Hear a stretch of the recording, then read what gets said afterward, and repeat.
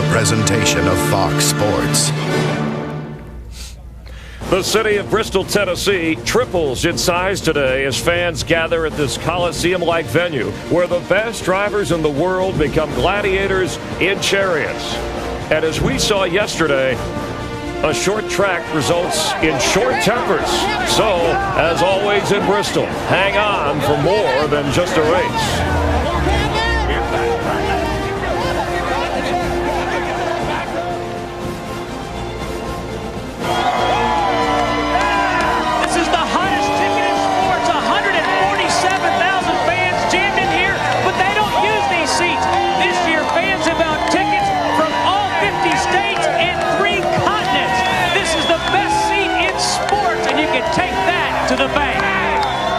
Bristol's 36-degree bank, steepest in NASCAR. Here we go!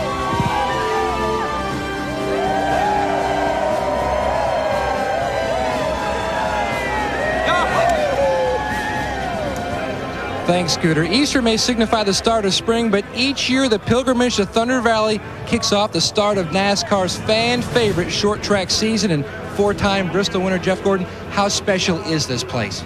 This place is real special. It's an awesome racetrack. It reminds me a lot of when I was growing up, racing on the high banks at Winchester and Salem in the midgets and sprint cars, and we're looking forward to a great day. But I tell you what, if you thought yesterday was something, wait until you see what's going to happen today with 500 laps. And you know what? It's all coming up next on the one and only NASCAR on Fox. Welcome to Bristol. Welcome to the short track. Oh, man, this is Bristol. I mean, it's crazy. Buckle in tight, pull in belts, but it's going to happen about 16 seconds a lap. You got to have it all. Everything needs to go your way. I'm telling you right now, there's going to be a lot of action here today. This place brings out the best in guys. It brings out the worst in guys. We got a long way to go yet, man. And this is where the fun starts. Slides, hits the wall. Here at Bristol, you cannot take any kind of prisoners. So if something goes wrong, it is catastrophic. Sliding around, door handle to door handle. And cars out. You ready? Let's open it up, boys. I'm coming. That's rush hour. Wow. That car got Bristol stopped. Trouble down the back. Caution out. I don't know if the leader's got it. Because this place is tough. And the hits just keep on coming. Good race going on for the lead up here. It's about the guy that can get up on the wheel, grunt it out, and hang in there.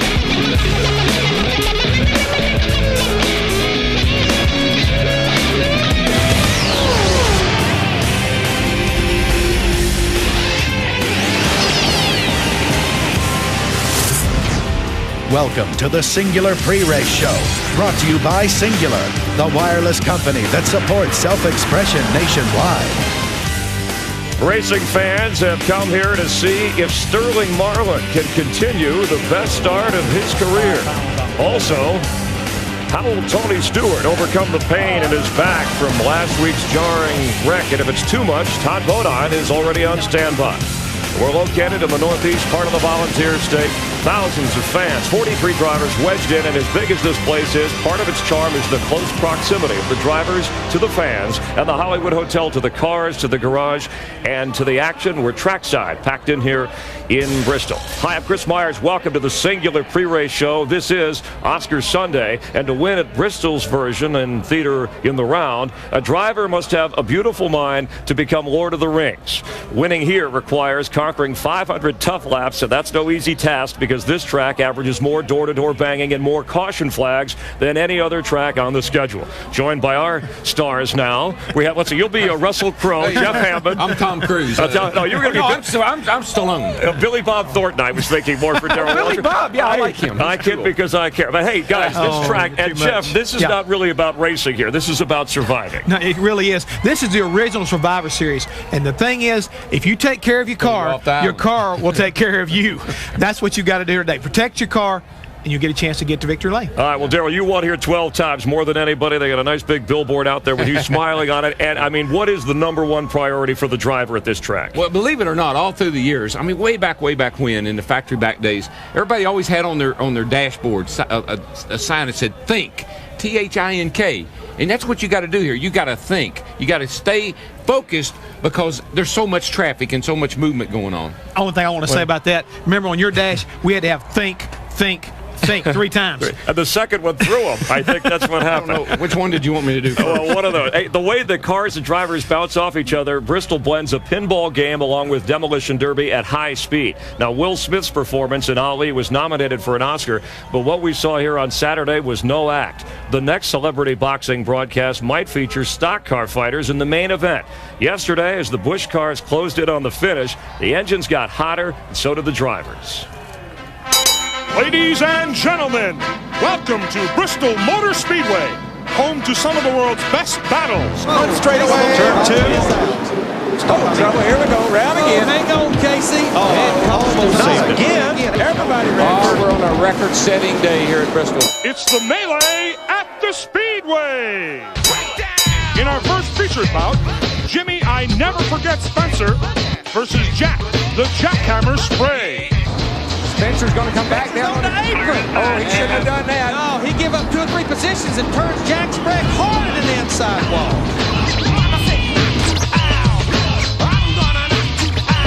Now Sprague, after that wreck, is out of his car, and he is running toward Jimmy Spencer's car. And our main event, a rematch between Kevin Not So Happy Harvick and Greg the Bruiser Biffle. Here we go. Bam. Oh, Harvick hard on the wall. Kevin Harvick has just destroyed the front of that car. He got a little nudge. He got a little nudge from behind, and it just lost control of the car, and it turned dead right into the fence. Kevin Harvick standing atop the 2019's War Wagon, glaring at Greg Biffle as Biffle goes by. There is no way I'm leaving this racetrack without telling somebody that just intentionally put me into the fence and tried to knock me out of the way how I feel. You gotta keep them separated. He just got loose up off, and he had to check out of the throttle. He knows he did, and I bumped him a little bit. Biffle's an idiot. That's pretty much enough. That's all you got to say. Looked like an episode of Jerry Springer there for a moment. I spoke with NASCAR President Mike Helton after he met with Harvick and car owner Richard Childress. Now, Helton told me that NASCAR will hand out its punishment this week for what he calls actions detrimental to the sport. It could range anywhere from a fine to Harvick being suspended from driving in either a Busch or a Winston Cup race car, or both of those. So, gentlemen, let me put it to you, Jeff. What is the appropriate punishment for Kevin Harvick? I give him an attaboy for 2 things. Number one, for clearing that deck lid like he did, not getting hung up. But for the thing is, he had some passion. He cared about what happened to him, and he wanted to make sure he got his point across, and I believe he made his point. All right, but Darrell, come on, you can't go jumping over a guy's car. Look, this is not a laughing matter, so quit laughing. This is serious stuff. This is serious stuff. We got to discipline the children. Now, you know, you can't have them on pit road fighting all the time. So somebody's got to step in and say, look, you can't do that anymore. So it's probably going to be one of these. You hit me one more time. Don't do that again. So he'll do that again because you're just there's too many people buying tickets to these races. You got to quit doing that. All right, so let's bring in Larry McReynolds, former crew chief from the broadcast booth. Larry, back, no punches were actually thrown. Obviously, there was real passion here. What do you think? A fine? Is that about the punishment? Well, I'm sure that's what it's going to end up being. But, hey, it's the nature of the beast. You've got a half-mile racetrack. You got 43 cars out there. It's going to happen. I mean, all you have to do is just barely lean on somebody, and somebody's going to spin out. I've said it for years. Half-mile racetrack, crew chiefs, drivers, out there on the highway, when you get here on Thursday night, check your feelings in at that booth, and you can pick them up Sunday evening, because if you don't, they're probably going to get hurt. All right, well, it's great to see that, Pat. We loved it. We had a great time up here. Yeah, well, the race wasn't very good, but the fight was great. That was, and by the way, Jeff Green won that for the first time here at Bristol at 18 tries. Greg Biffle, by the way, not entered in today's race, but Kevin Harvick is in the race, likely to get bumped by somebody. So we might be seeing even more fireworks in some form today. Steve Burns is standing by with Kevin Harvick. Steve?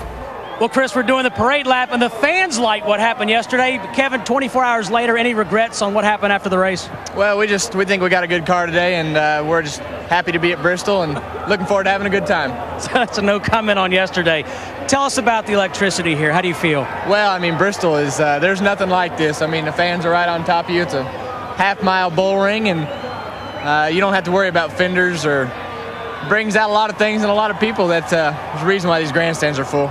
All right, good luck today, Kevin. Had a little bit of an altercation yesterday. Meanwhile, Tony Stewart had an altercation of his own last week in Darlington with the Lady in Black. I tried so hard and got so far, but in the end, it doesn't even matter.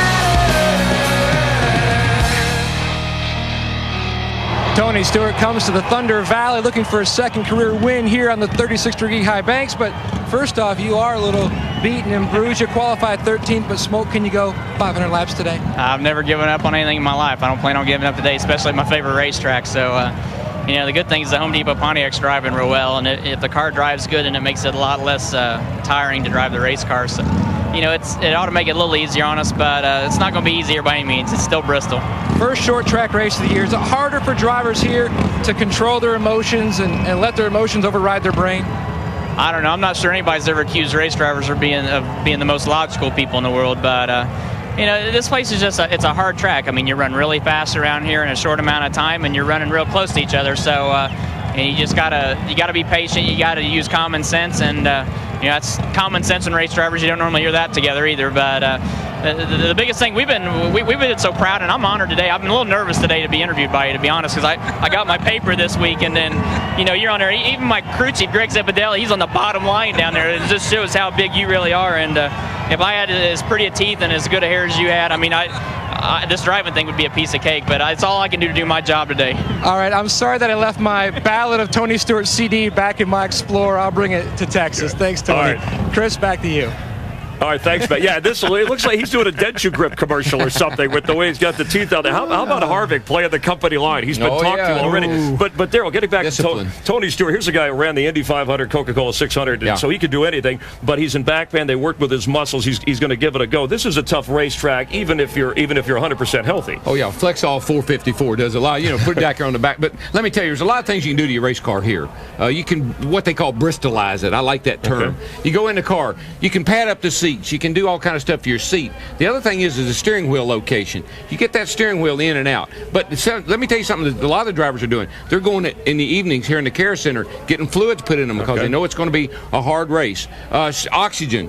Breathe oxygen all night long. Fresh oxygen. So you're really fresh and alert, and you're ready to go. And being alert is important. But that steering wheel thing, you move that thing in and out a little bit, and it can make all the difference in the world. Look, show me exactly. I got you one here. Let me show you real quick. I'm going to get real quick. He has everything. Yeah, just hang on to this here for a second. All right, so you like imagine you got your arms out here like so. Normally you may have it like this. Also, you feel how easy it is. I can twist you back the other way. The leverage deal. Put it in a little bit closer to your body. Now, try to do it. A little easier. It's a little easier on you because you control the thing. The thing is right now, G-forces in the corner and everything like that. You've got to have that kind of deal. Yeah, take that before he hurts himself. I'll take but you need to understand that's the way you keep a driver fresh. You got to get in there and work all the mechanics back to make it easy for the driver. Keeping him fresh is the key here. All right, and obviously Rusty Wallace, one of the best doing that. He's won here 9 times. Time for our singular You Make the Call. Let's examine the standings. And, of course, Jeff Hammond running away with it. So we got a battle for second. Jeff picked the winner last week. Larry and Darrell trying to pick it up. Let's go up to Larry and see what he likes this week. Larry? Well, DW, we got to do something. You and I got to work together and catch Hammond.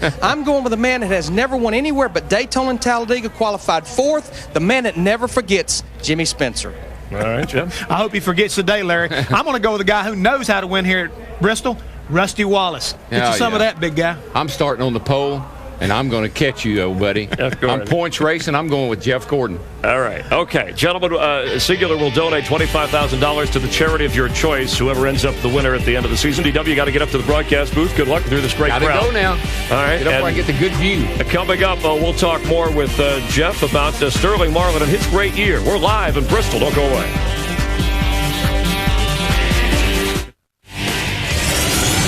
Welcome back to the Singular Pre-Race Show. And you're looking live at the crowd here in Bristol.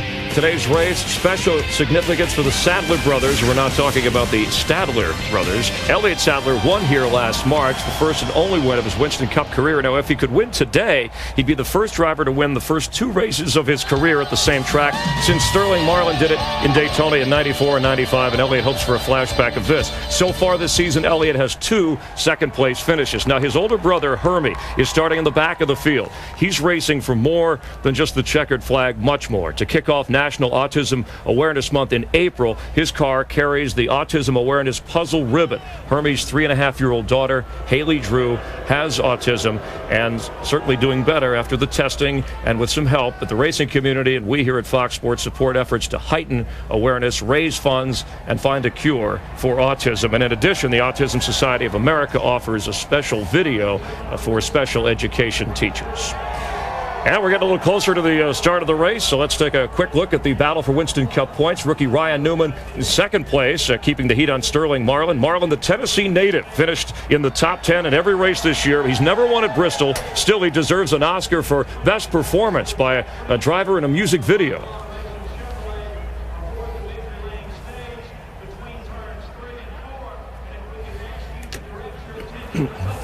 Sterling Marlin has been racing since 1976, but he has never had a season open as well as this one. Indeed, top 10 finish every race, won twice, leads the points. Sterling, this is Bristol, such a tough place. Do you race for the win here? Do you race to preserve your point lead?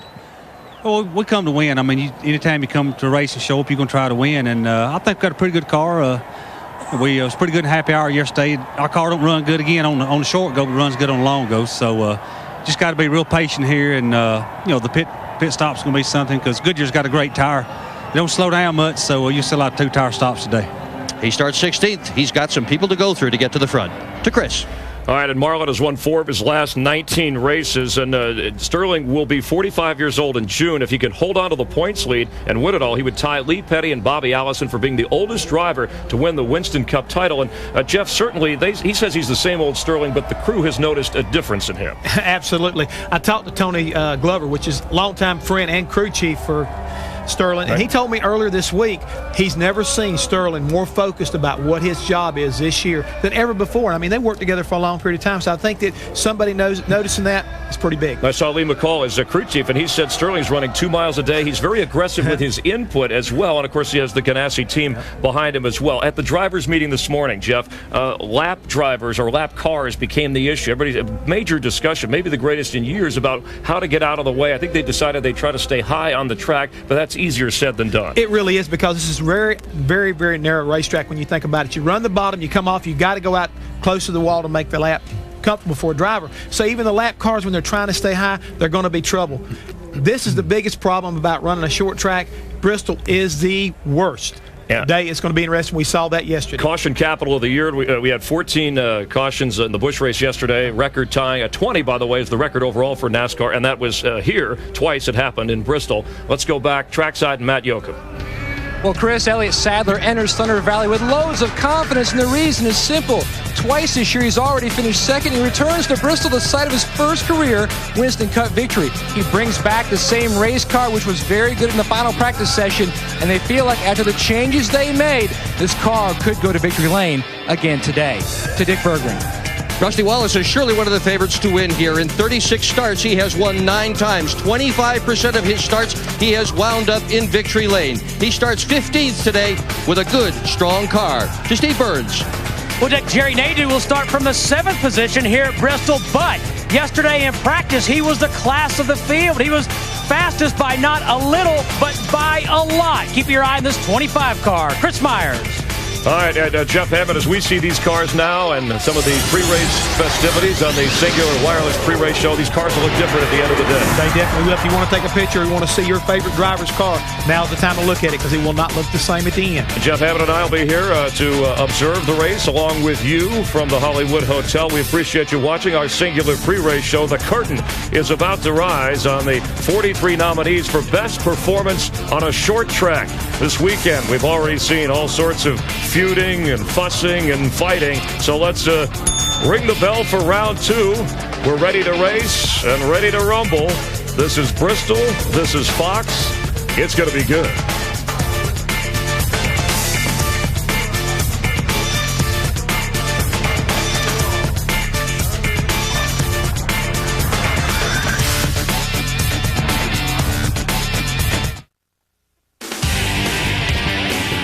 Weekends a year, the countryside in the northeast corner of Tennessee is filled with wildlife. Well, 2 weekends a year, the wildlife comes in the form of 150,000 NASCAR Winston Cup fans. that come to Thunder Valley. For today, NASCAR on Fox presents the NASCAR Winston Cup Series, presented by UPS. If you like your stock car racing, slam bang Saturday night short track style, you're going to love this. Welcome to Bristol, everybody. Yesterday's race, 250 laps, 15 caution flags, a record, cars crashing, sometimes simultaneously at both ends of the speedway.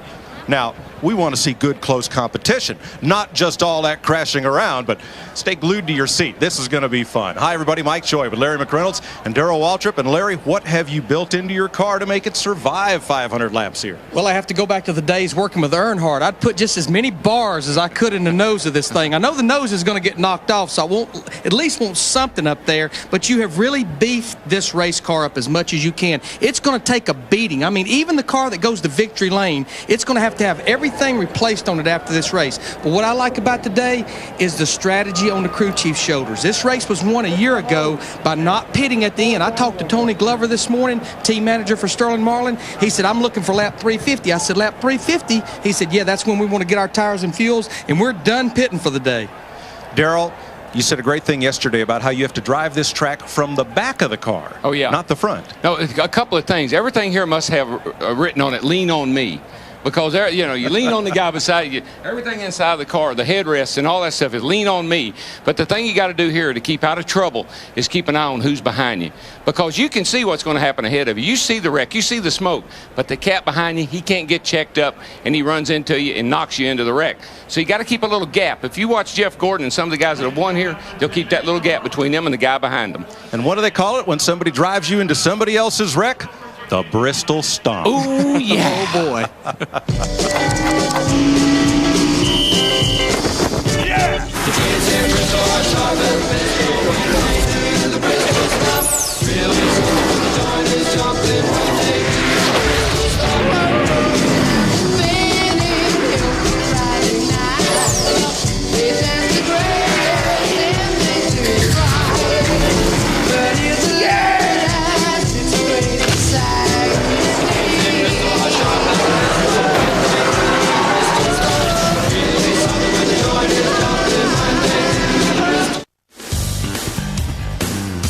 Bristol Motor Speedway is a racing stadium. Take Michigan, University of Michigan football stadium, add half again as many more seats. The banking here is steeper than Talladega. The straightaways are steeper than the corners at Phoenix, New Hampshire, or Richmond. This is one tough racetrack. Time to go trackside for today's opening ceremonies. And now, ladies and gentlemen, if you would please rise for our invocation to be presented by Mike Rife from the Van Zant, Virginia Church of Christ. Dear God, we thank you for your goodness and for your patience, and we thank you for this event today. We're grateful for those who are responsible for bringing it to us, our sponsors, teams, and officials. And a special thank you, God, for the workers at this track who have worked so hard this past week following the floods. This afternoon, God, we ask you for safety and pleasure. In Jesus' name, amen. And remain for our national anthem by epic recording artist Tammy Cochran.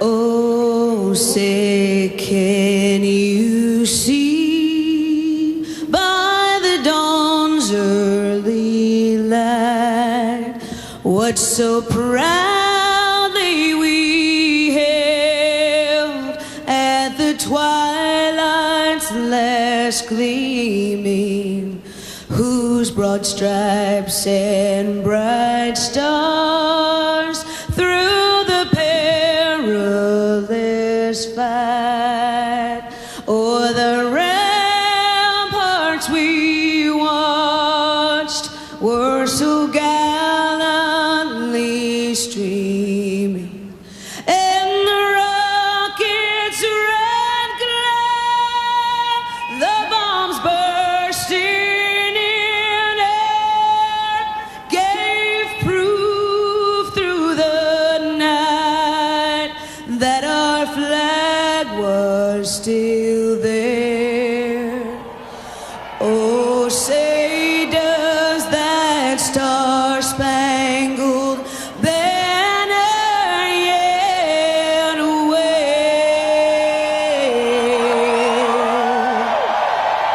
o'er the land of the free, in the home of the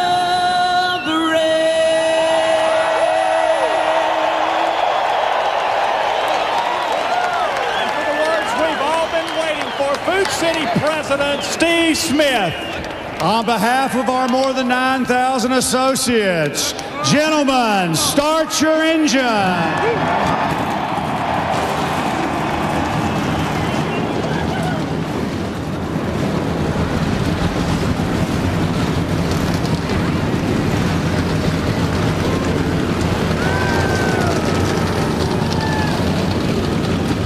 Set to go racing here at Bristol, and there's your pole sitter. Budweiser, official beer of NASCAR, proud sponsor of the Bud Pole Award, given to the fastest qualifier at each NASCAR Winston Cup race. Jeff Gordon's today's Bud Pole winner and earns a spot in the 2003 Bud Shootout. Since 1979, Anheuser-Busch has awarded more than $7 million as title sponsor of NASCAR's Pole Award program. Dick Berggren. Used to be a huge advantage to pick on the backstretch when the yellow flag flew. NASCAR has fixed things up so it no longer is. Regardless of whether a driver pits on the front or the backstretch, he must enter the pit area off turn 2. And regardless of where he pits, he must exit off turn 1. That is new. First time in Winston Cup today. Mess it up, either go to the end of the longest line or it's a stop and go. To Matt Yoakum. Well, Dick, in the driver's meet today, they asked more questions than probably any driver's meet in the last 2 years. One of the hot topics was lap traffic, especially after Saturday's Busch Series race. Leslie Walls and a number of drivers said, why don't the lap cars just try to stay to the high side? Someone else said, what happens if they come down? Mark Martin said, I guess there'll just be another caution. To Steve Burns. Well, Matt, Kevin Harvick led 137 laps here a year ago before having a problem. And all these crew chiefs off pit road have said the same thing. We've tweaked on the car, we've made changes, but none of that matters unless we bring the race car home in one piece. Mike Joy. Thanks, Steve. Darrell, it's going to help pitting under green, but if you have to pit under caution, now you have to go down both pit roads at pit road speed, and boy, that's going to hurt. Yeah, it takes a lot of discipline to run 30 mile an hour all the way around this racetrack, knowing that the pace car's coming, knowing you're losing time on the pit lane. But let me tell you something, that lap car thing, every year, it never fails. Bristol, Martinsville, the drivers all get together and say, we've been letting them down on the inside to get in our way. Let's move to the outside. Well, here's the problem. When they're on the inside, they're in the way going in the corner. When they're on the outside, they're in the way coming off the corner. So it's still a lap car. It's still going to be in the way. All right, let's have a look at the Walmart starting grid for today's 500-lap race. An all-Gordon, all-California driver front row with Jeff and Robbie, no relation. Two Chevrolets share the front row for today's race. Mike Skinner in that 4 car, this is their home racetrack, Morgan McClure Racing. Jerry Nadeau, he was fastest in final practice yesterday. There's Elliott Sadler, won this race a year ago.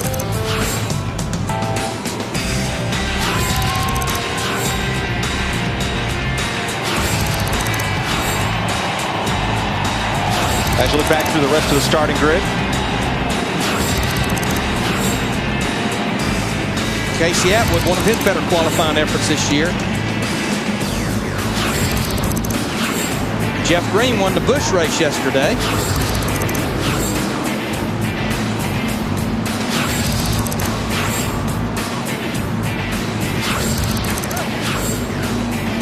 Bill Elliott starting deep in the field, row 30. Bobby Labonte makes his 300th Winston Cup start today.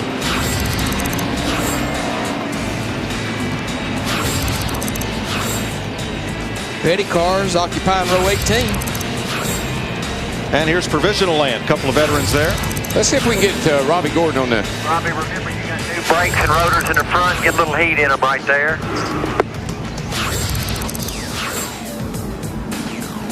Robbie Gordon, it's a DW up in the TV booth. Got a copy? DW, how are you? I'm doing good, bud. You can go ahead and use that left foot on that brake pedal today. How's your car, man? Pretty good and happy. I'm pretty excited about today. Obviously, it's real important to get through turn 1 nice and clean and get to the bottom through the fast track around here at Bristol. So we're going to do everything we can to get to the bottom as soon as possible. Well, I'm sure your friend there beside you would probably just slack up a little bit and let you down in front of him, wouldn't he? Even let me have enough room to warm up my tires. All right, good, bud. We'll be watching you. Good luck, man. Should be good.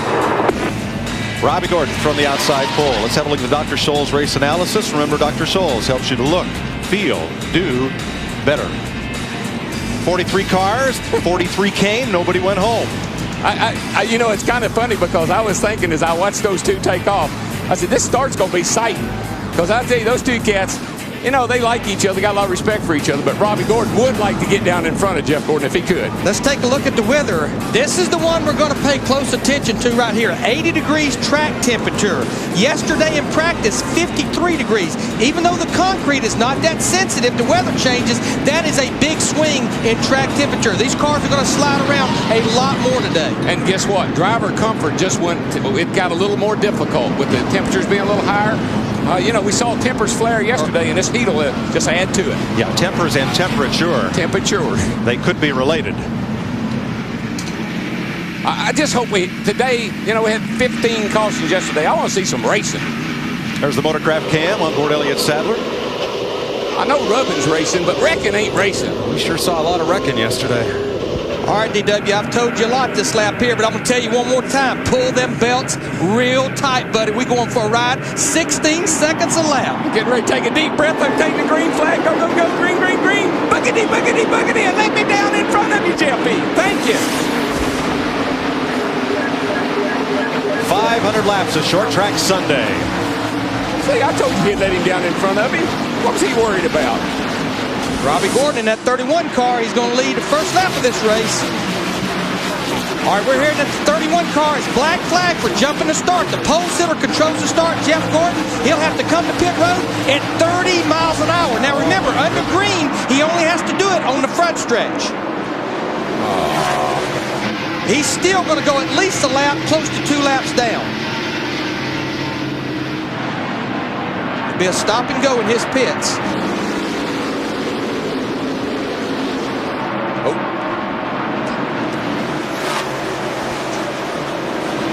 I'm not so sure. I guess he can do it under a stop and go like that, but he's supposed to stay on the apron till you get to the back straightaway. Oh, trouble down here.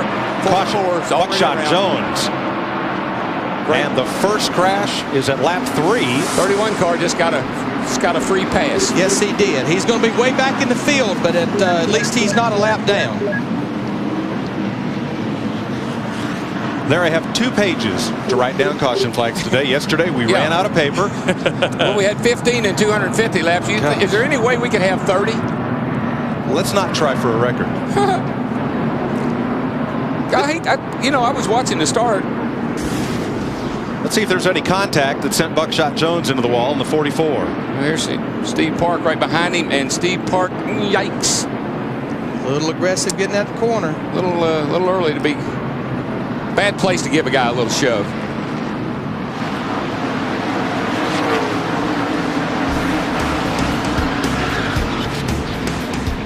Doesn't take much to climb the wall and hit the concrete here in Bristol.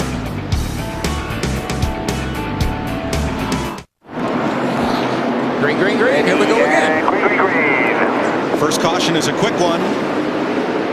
Jimmy Spencer now second to Jeff Gordon. And he's... Go ahead, Larry. Even though Robbie Gordon stayed on the lead lap, Jeff Gordon took the green flag at the start-finish line. Robbie Gordon in 41st was in the middle of the back straightaway, already a half a lap down. And I just noticed, like on that restart there, Jimmy almost got a run on Jeff, so Jeff's getting off to a little slow start. Oh, Spencer got sideways. Robbie Gordon was penalized because you're not allowed to pass the pole sitter before you come to the start-finish line on the initial green flag of the race. On the green flag lap, he just beat Jeff to the line, and that's an infraction. Now on a restart after a caution period into the race, once the green flag's displayed, it's every man for themselves, but you have to pass to the right-hand side. Michael Waltrip against the wall in the backstretch. He and Tony Stewart got together. He's going to get freight trained here because he's hung on the outside.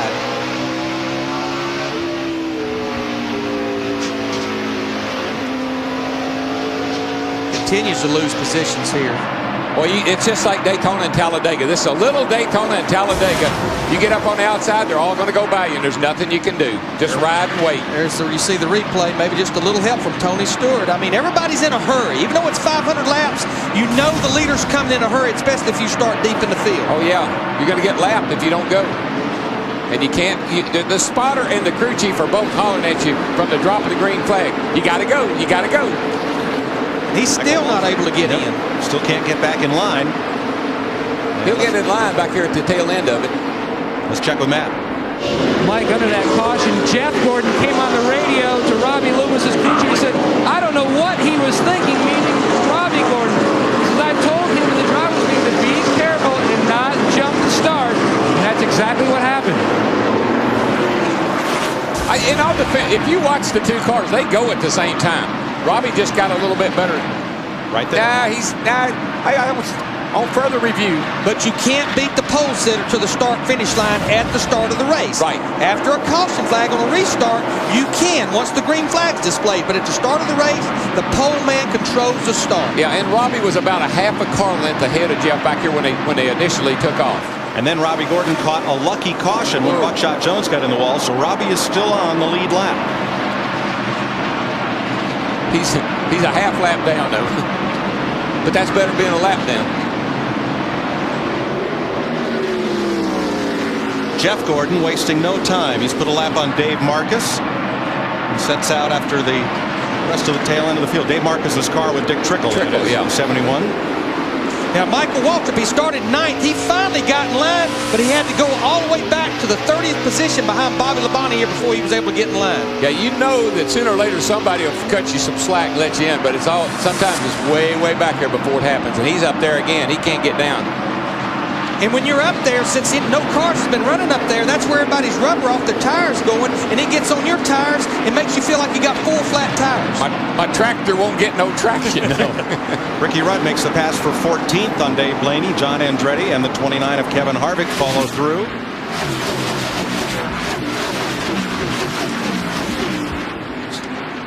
Steve Park's car is really loose. Larry, he jumped sideways just about every lap off a corner. Yeah, he started in 34th, and that's where he's running. But, Darrell, to come back last week at Darlington, I mean, this is the worst racetrack you can come to as far as physical ability required. Larry, this place makes you dizzy no matter what. It just, I mean, it works on your eyes. You're bouncing around. It's just like riding a real rough roller coaster. Fortunately, Park said he did not suffer the vertigo that, say, Ricky Craven had after his bad crash. And Terry Labonte had that problem, too, you know. Yes. And Park is saying it doesn't bother him to run here. He likes it. How about Tony Stewart? Very, very sore lower back after that crash at Darlington 1 week ago. Talk about a place where you got to come and tough it out. Here we are. Well, we've run about 24 laps, and look where the leader is. He is right at the back of the pack, ready to put people a lap down in 24 laps. Well, we talked about Steve Park a while ago. He's got troubles because the leader's only 2 seconds behind him. I'm the crew chief. I'm saying, take care of that race car, but the leader's coming. Yeah. Come on. Go. Don't let that guy hold you up. And don't let that guy hold you up is what causes you to bump into him, because you want to nudge him out of your way. Right behind the red 23, Hut Strickland will be the leader. There's Jeff Gordon with Jimmy Spencer. And now has caught him again. He's caught him in a hurry. I mean, Jeff Gordon pulled out to over a 2-second lead, but now Jeff Gordon, this early in the race, he has to show that patience. And the outside pole sitter is just a few cars in front of our leader right now. And here comes Spence on the outside. He's got a lap car up there as well. Brett Bodine in the 11 car. Oh, he's got to get back down. Can't go. Got to close the hole. Mike Skinner was getting ready to shoot in there. Well, that was a Mr. Excitement kind of move. It was. Let's get up top and make something happen. It's just to let you know that I am here. That's right. 27 laps complete. Jeff Gordon has led them all, but now he's getting into some heavy race traffic. NASCAR Winston Cup Series on Fox, presented by UPS, is brought to you by Dodge. You can take life as it comes, or you can grab life by the horns. Dodge. By Target. Expect more, pay less. By the Flame Broiled Whopper from Burger King, America's favorite burger. At BK, you got it. And by UPS, official delivery company of NASCAR. We want to race the truck. People love the truck. 36 laps complete. Jimmy Spencer has muscled his way into the lead, and Ward Burton is off the pace. Let's show you the lead change here. Coming up on traffic. Spencer's car looks really, really good. He can cut it to the inside and stay in the throttle.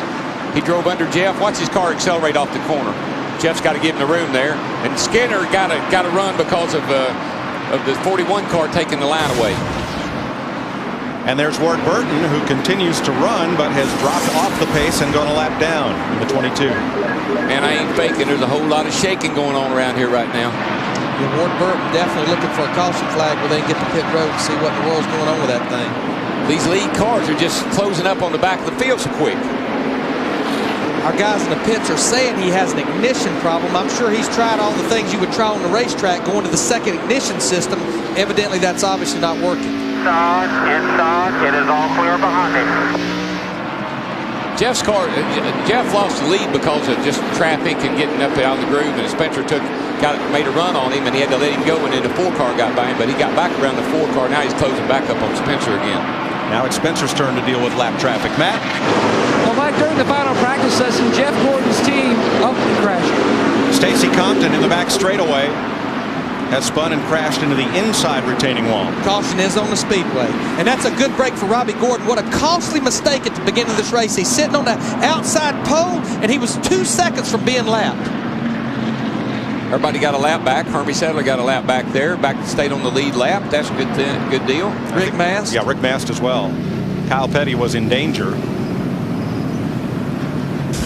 See if we can see what happened here, guys. Down in the corner, 29 and 12. Here comes Stacy. He runs out of room. He gets into the side of Ryan Newman's car, and rather than to run over Newman, he spins her out.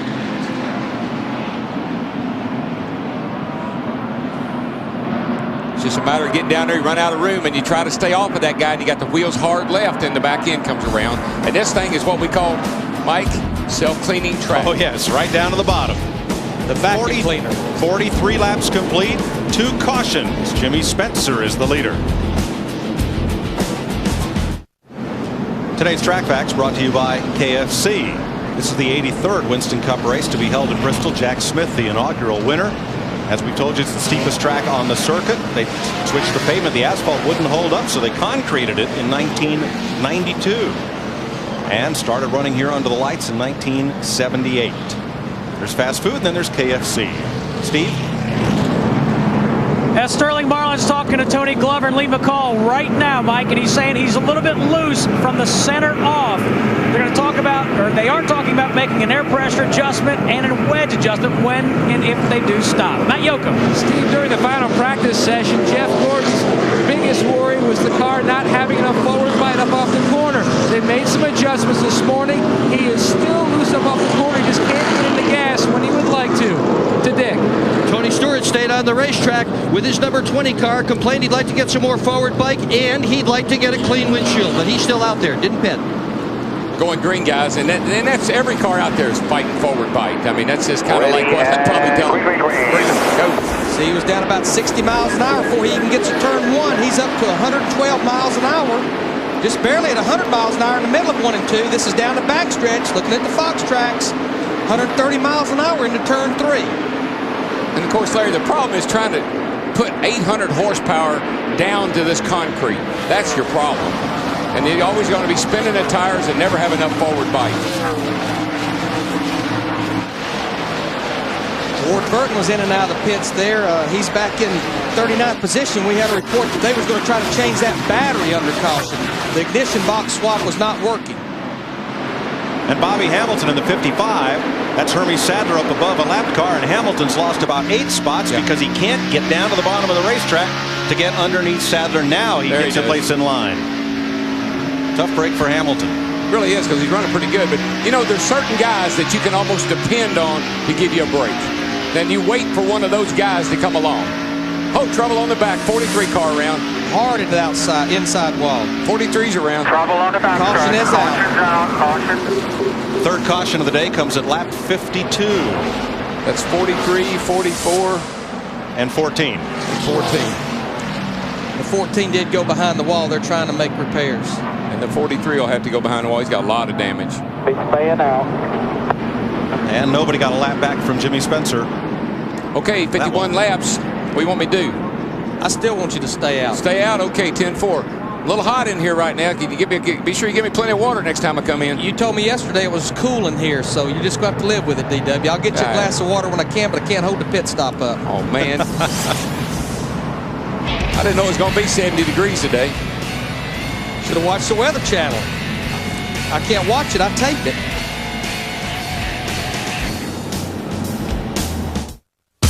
NASCAR Winston Cup Series on Fox, presented by UPS, is brought to you by Singular Wireless. Never pay long distance or roaming again. It's a singular nation. 50 laps and already 3 caution flags. Lap 4, Buckshot Jones into the wall off of Steve Park. Lap 41, in the backstretch, Stacy Compton. And lap 52, John Andretti. So do the math. You're the mathematician. Every 50 laps, we're going to have 3 cautions. How many will that be? 30, just like you asked for. There you go. Kurt Busch? No, that's the 29 car. Oh, Kevin Harvick. Yeah. Dick Berggren. I'm with Stacy Compton. He's had a tough weekend so far. Crashed yesterday in the Busch race. Now behind the wall. How bad is this race car? Well, it's pretty bad right now. Hated for these guys with Conseco Pontiac. We're running good. Just got under a car out there, and we touched a little bit getting up off the corner. And it's Bristol. I hate it for these guys. I tell you what, this team is about to turn a corner. We just can't find any luck right now. Hopefully we'll get some luck going our way, and we'll be back next week. Okay, they're beating on it to Steve Burns. Well, Dick, Michael Waltrip's having a lot of problems here early in the race. He's been on pit road no less than 4 times. They adjusted the tow out, and Michael Waltrip was afraid that they adjusted it the wrong way. So they've had to come back in, take a look at it, and they're expecting him to hit pit road again. Yeah, we got the 12 car on pit road here, Larry. He's taking on, looks like he thinks, oh, he must have some damage to the left rear there. Scared like the left rear tire was rubbing the quarter panel. He was actually one of the cars that pitted on lap 45, Dick Berggren. Yeah, that's the problem, all right. The 12 car, Ryan Newman, has had contact with another driver. He had a flat tire, so this is the second pit stop he has made to try and repair the damage to that automobile. All right, we're getting set for the restart. They want us to crank it up, and we shall. We're going to crank it up, baby.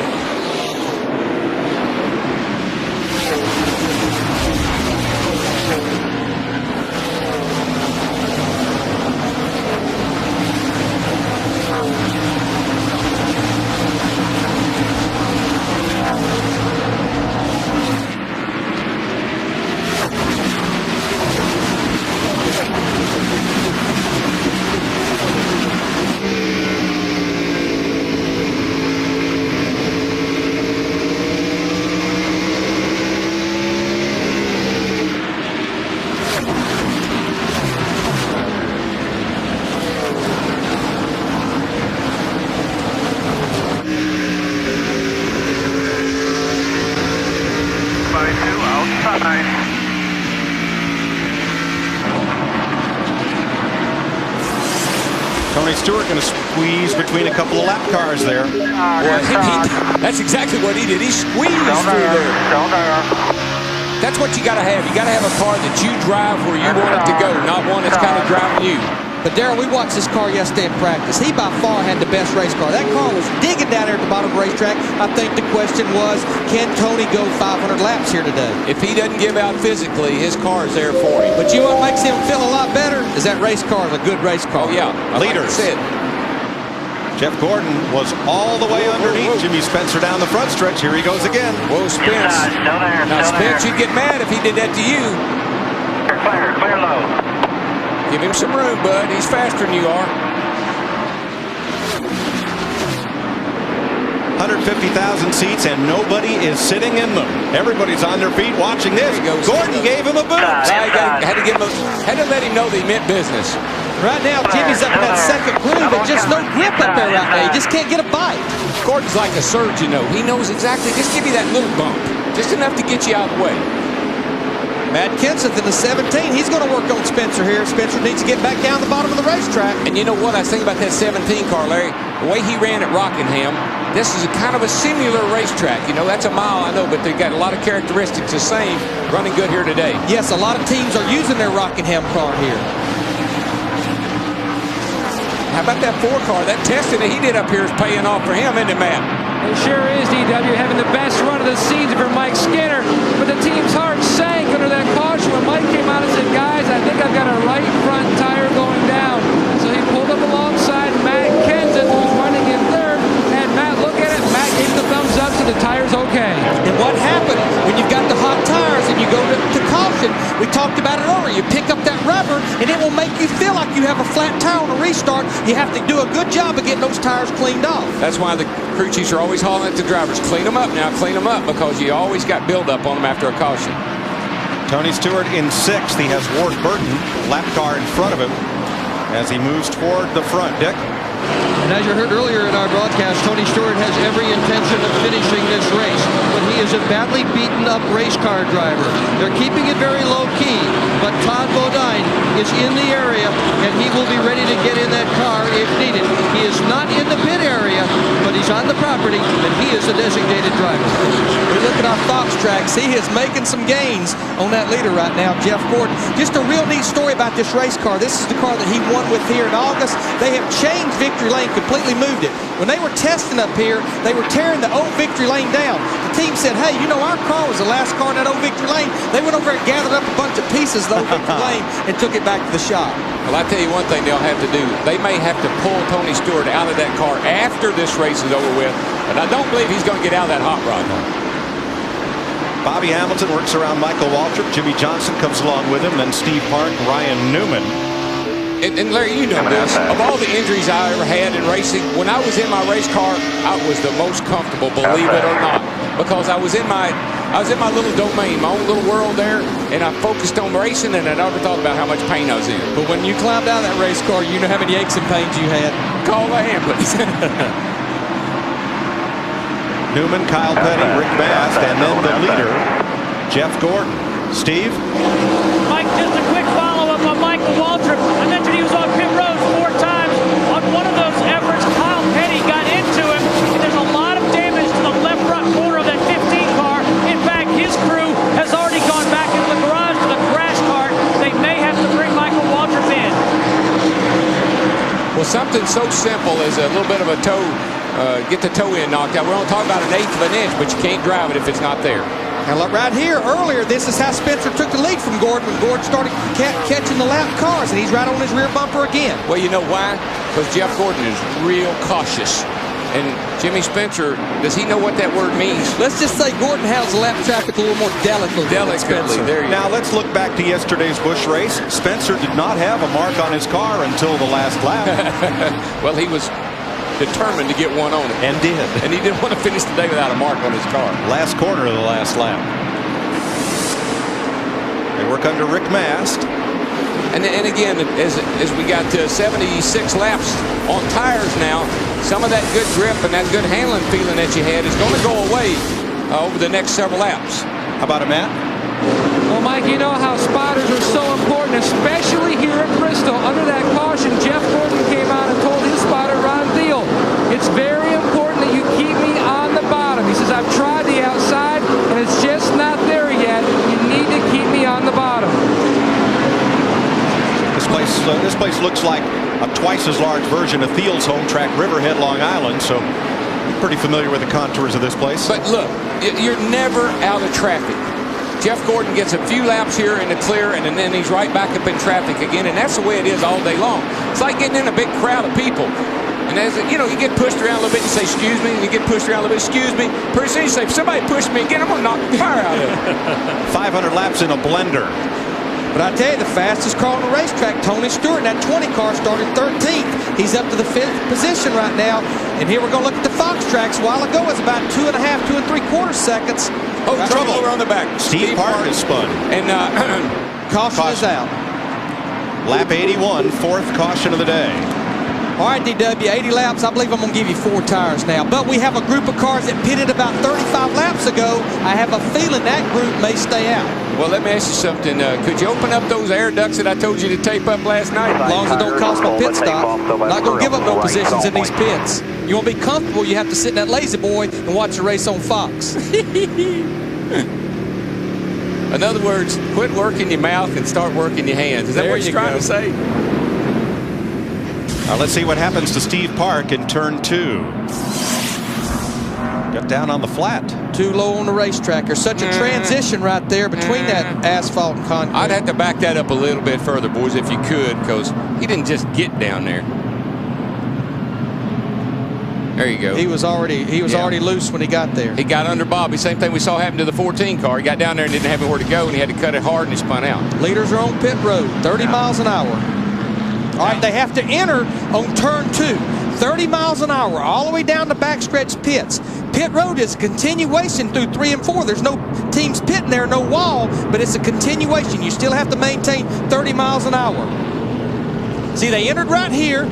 This is still part of pit road right here, 30 miles an hour. A lot of those guys are pitting here on the front stretch. So pit road goes from turn 2 to turn 1. Tried to even it up and not be a disadvantage pitting on the backstretch.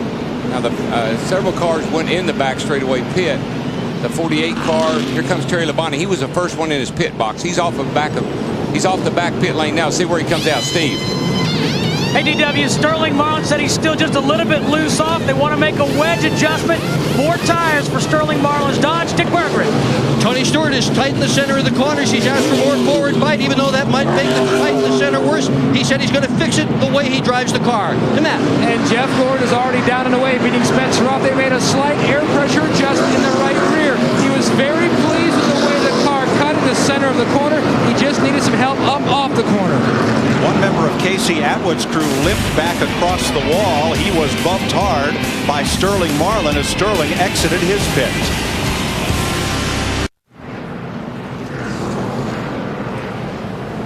"86 laps complete in the Food City 500. We're working the 4th caution of the day for Steve Park's spin at turn 2. Now the 5 leaders did not pit under this caution. Dale Earnhardt Jr., Jeff Burton, Dale Jarrett, Mark Martin. Now here are the fellows who did pit and where they came out. The real loser there was Mike Skinner. Came in 4th, went out 21st. But I talked to a lot of the crew chiefs this morning, especially guys that qualified bad and was on the backstretch pits, would include Dale Earnhardt Jr., Jeff Burton, Dale Jarrett, Mark Martin, and Joe Nemechek. They said they were going to have to make a move in the race to try to get track position. They were all on pit road at lap 45, about 30 laps on their tires. That's no kind of laps on their tires. And there they are right there. See, top 5 right there now. Look where they look before the pits where they were running on the racetrack. Got that track position. That could pay off later on. They're out of sequence. That's what I like. Pace cars coming not in. that good. That's a good move sometimes. Getting set for the restart. Green flag to begin lap 89. Oh, Ward Burton gets into his teammate there. That's Strickland. Both those cars are trying to get a lap back right now. Jeff Burton in the 99 took the lead from Dale Earnhardt Jr. while this was going on.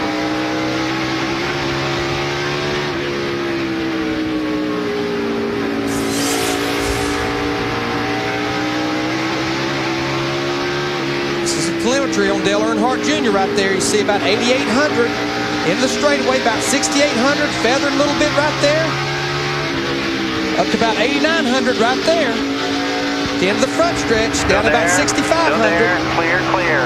Whoa, Mark Martin up to the fence as he got boxed out in traffic and lost about 7 positions. It's tagged by Johnny Benson right there. He was on the outside, blocked behind Hermie Sadler. When he got down to the lane, he got nerfed again, and they were 3 abreast. And that cost Mark, who makes his 500th Winston Cup start today, cost him dearly.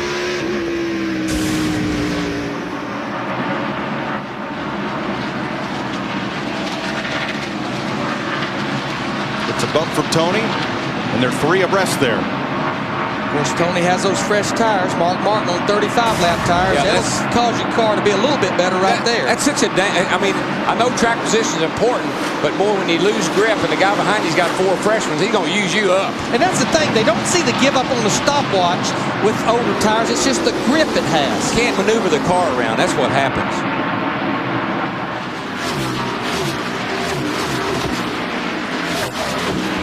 Jeff Burton, the leader, Dale Earnhardt Jr., Dale Jarrett, Jeff Gordon, Jimmy Spencer, then Tony Stewart, Joe Nemechek, and this man, Rusty Wallace, the winningest active driver here with 9 wins, Dick Berggren. Rusty had a real good pit stop. They timed it a little differently than we do. Their timing is a little quicker. They had it at 14.7. They loosened the car up a little bit. He came out of the pits in 10th spot. He started the race in 9th spot, and right now he's running in 7th. And that. Dick, Jimmy Spencer came out of the pits 2nd, right behind Jeff Gordon. Currently rides in the 5th position. Jimmy said his number 41 car started out on the tight side, but as the run progressed, the car worked itself to neutral and it stayed there. It took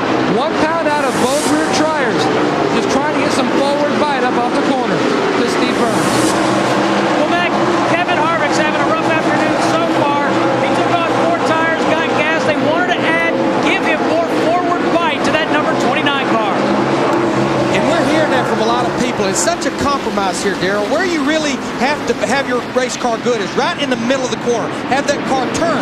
But sometimes to do that, Jeff, what you actually do, you hurt the exit of the corner. The rear wheels won't hook up to the racetrack on acceleration, and that's called lack of forward bite. Larry, you're exactly right. And one other thing we want to keep going back to is all weekend it's been really cool at this racetrack, and we got a whole lot more a warmer temperature today. And you know yourself, it may not be exactly what we talk about as far as concrete temperature being affected, but that rubber that gets on top of that concrete still gets warm under sunlight, and therefore the racetrack gets greasy when it gets like that. Yeah, what'll happen, you know, the driver will tell you, well, I'm tight in the center, a little loose off. You'll fix the tight in the center, have it turn, and they'll say, but you got me looser off because you've made it turn better. Yeah, what the track is so, I mean, it's got little ridges in it. It's concrete, and the tires they just can't hook up. Once they get the air pressure built up in them, they just want to spin. They get bumped loose. Bop, bop, bop, bop, bop. And I talked to Mike Skinner last night. He said, Larry, I finally realized on into a run, you can't just nail the throttle. You have to put it halfway down. Car feels like it hooks up. You go ahead and go down. We got a battle for second place here. Jeff Gordon goes by Dale Earnhardt Jr. So you got to pull a real low gear here in the race. It's, again, I call it passing gear. You qualify with a, I don't know what, Larry, a 514. 525. You race a 543. 543, you're going to turn the motor out of the frame, but you got to have it to get by cars, and that makes it hard to drive. Some guys can handle it, some guys can't. But it's that type of RPMs that's really not that hard. Yeah, it just goes up there for a split second, as we saw in the telemetry a while ago. It's not about the motor. It's about getting up off of these corners and getting down these little straightaways in a hurry. To watch Dale Jarrett, let's show you what happened back on caution flag pit stops as Sterling Marlin was exiting his pit. He clipped Drew Blickensderfer, the right side tire changer on Casey Atwood, upends him right there. But he did not leave the pit, and he's okay. Steve? Yeah, Mike, they're going to take Drew Blickensderfer to the infield care center just to look at him. They think it's a superficial injury, a big abrasion on his right ankle. They changed 2 tires on that car, but they think he's all right. Just checking him out. Thanks, Steve. We need to add that Brett Bodine, 11 car, was behind the wall for several laps for repairs. He's back on the racetrack.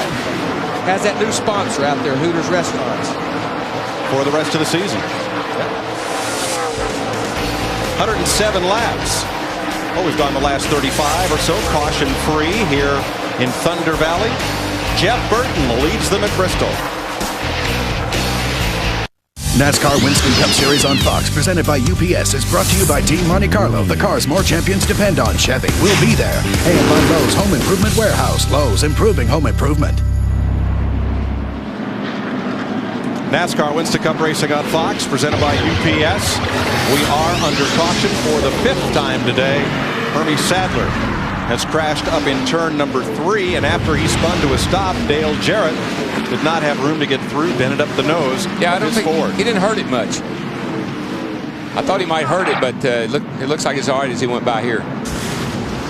Tor, you've knocked the left front fender in. That's probably a lot of the problem. Oh, he wrecks all the way down that back straightaway. Got a little bit of help from Bobby Hamilton, 55 car, up the racetrack. And Darrell, I think we'll see here, I think Dale Jarrett anticipated he was going to slide down the racetrack, and he didn't. Yeah, he got more damage than I thought. From Sadler's onboard. There he gets turned. He's working with it. He's trying. Hold the brake, hold the brake, hold the brake, hold the brake. It's all right in front of our leader. All right, roll down a little bit and let the 88. From Dale Jarrett. Yeah, he got spin up in front.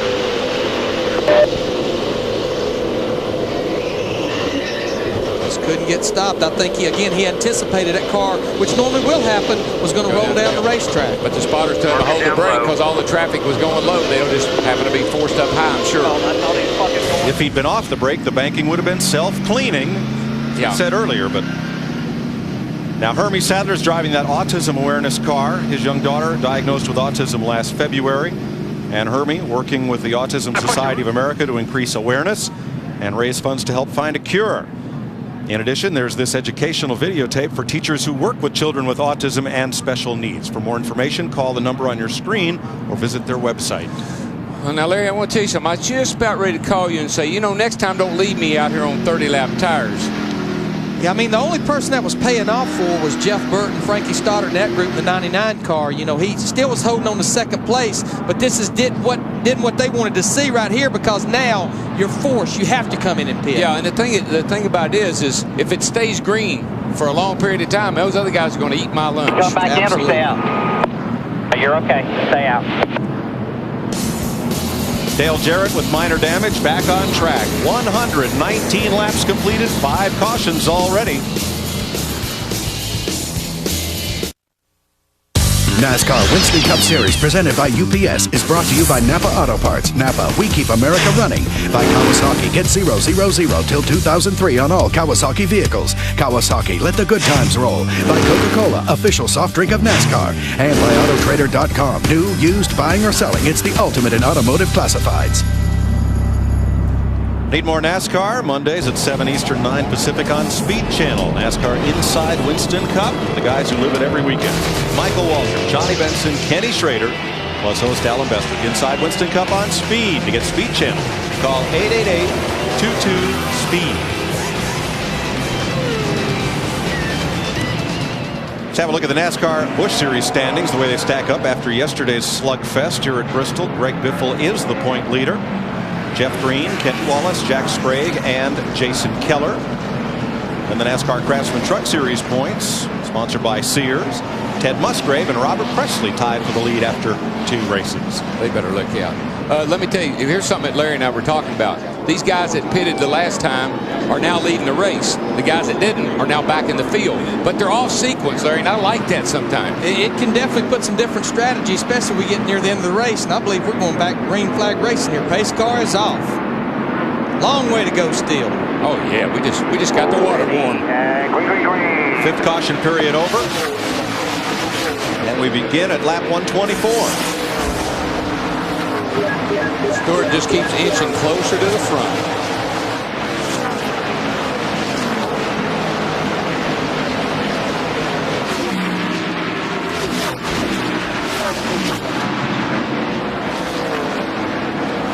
Boy, Tony Stewart's car is so good. Just past the center, he's able to put that throttle down even on older tires and stay in it. Makes it look like he's got 50 more horsepower down the straightaways. But you know what? I tell you why. I believe he's pulling a 529 gear. It's a friendly gear to drive because you can map the throttle and it won't try to bust the tires loose. It won't spin the rear tires. But Tony got to be patient with those lap cars there. The 23 of Hut Strickland. Long way to go, buddy. He doesn't want to lose contact with that leader anymore. He wants to keep him in sight. And he won't. That's the end of the lap car, but for Brett Bodine, who Jeff Gordon and Jimmy Spencer just dispatched.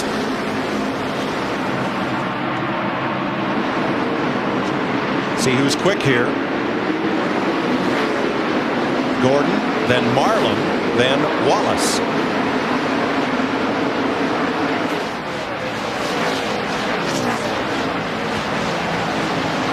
Gordon, your leader.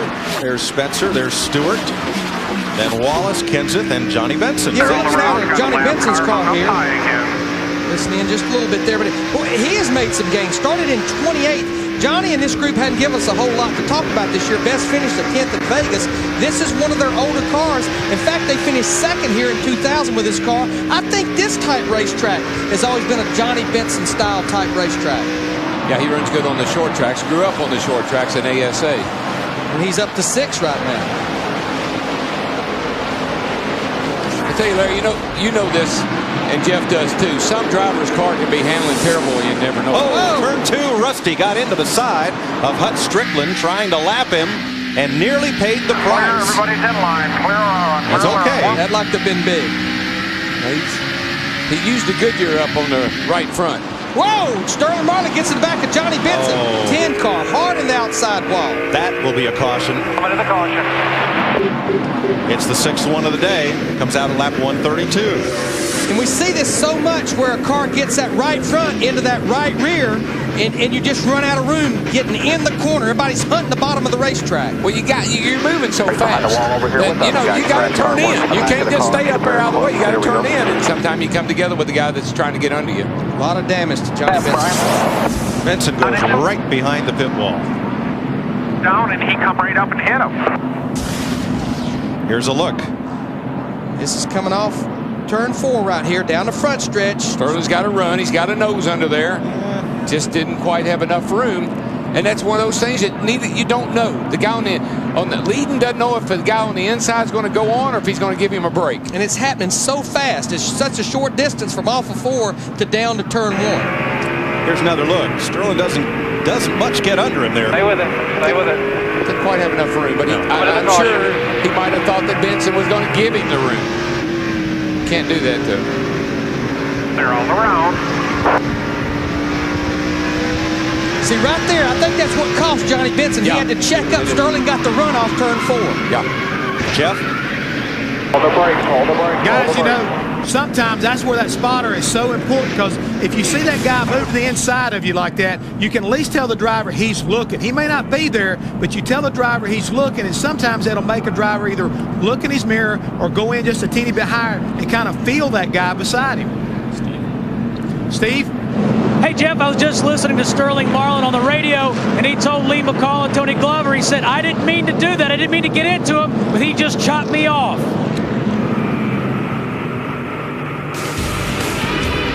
Temperature and tempers perhaps here at Bristol. Johnny Benson has climbed from his damaged car.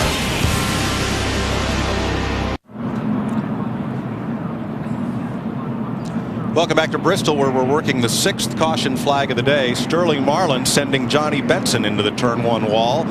Benson out of his car, surveying the damage and not pleased. The spotters for Benson and Marlin talking it over. Now they're right up on top of the front straightaway. That's a change from last year here, where they were up above turn number 3. New spotter location. Pretty much right in front of the incident there. Dick Berggren.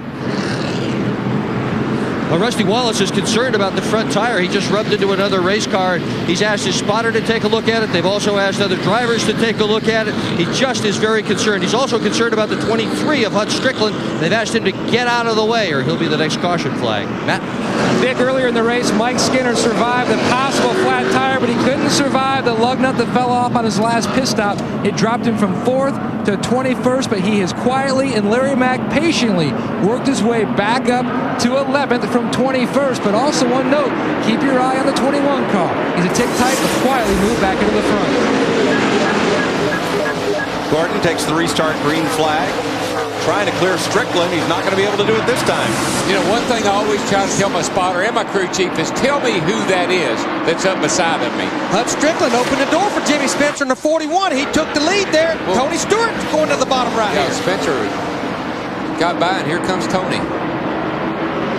Gordon could not clear the lapped car and paid the price, falling to 3rd. But I always like to know who that guy is looking on the inside of me, because every driver has a kind of a history, a track record, if you will. And sometimes you want to give some of them a little more room than you do others. But there on the last 2 restarts, Hut Strickland had nothing for the race leader. Well, this time he did. Well, he got in front this time. Defending race champ Elliott Sadler got his fenders pinched a moment ago. In the middle of 3 wide, now with Mike Skinner and Steve Park. Elliott got squeezed a little. Might need just a wisp of tire smoke as he comes off 2. Darrell, especially 1 and 2, they're starting to move up just a little bit, getting that second groove rubbered in up there. I'd be looking for that high line if it's me. So that's where you can really make some time once it comes in, if you can get up there first. Strickland's Dodge scrambling to stay on the lead lap, and right now he seems to be as quick as the leaders. Now, a man who's marched from the back, Robbie Gordon, the outside pole sitter, black flag for jumping the start, and he's climbed up now to 18th place. Yeah, he just dug himself a hole. It's going to take him all day to get out of it. He's going to have to inch his way up there, and somebody's going to turn that 23 car around. Earnhardt Jr. and Blaney right in the midst of it there with Robbie Gordon and Jeff Burton. Steve Burns. Mike, we caught with Johnny Benson. Johnny, what happened?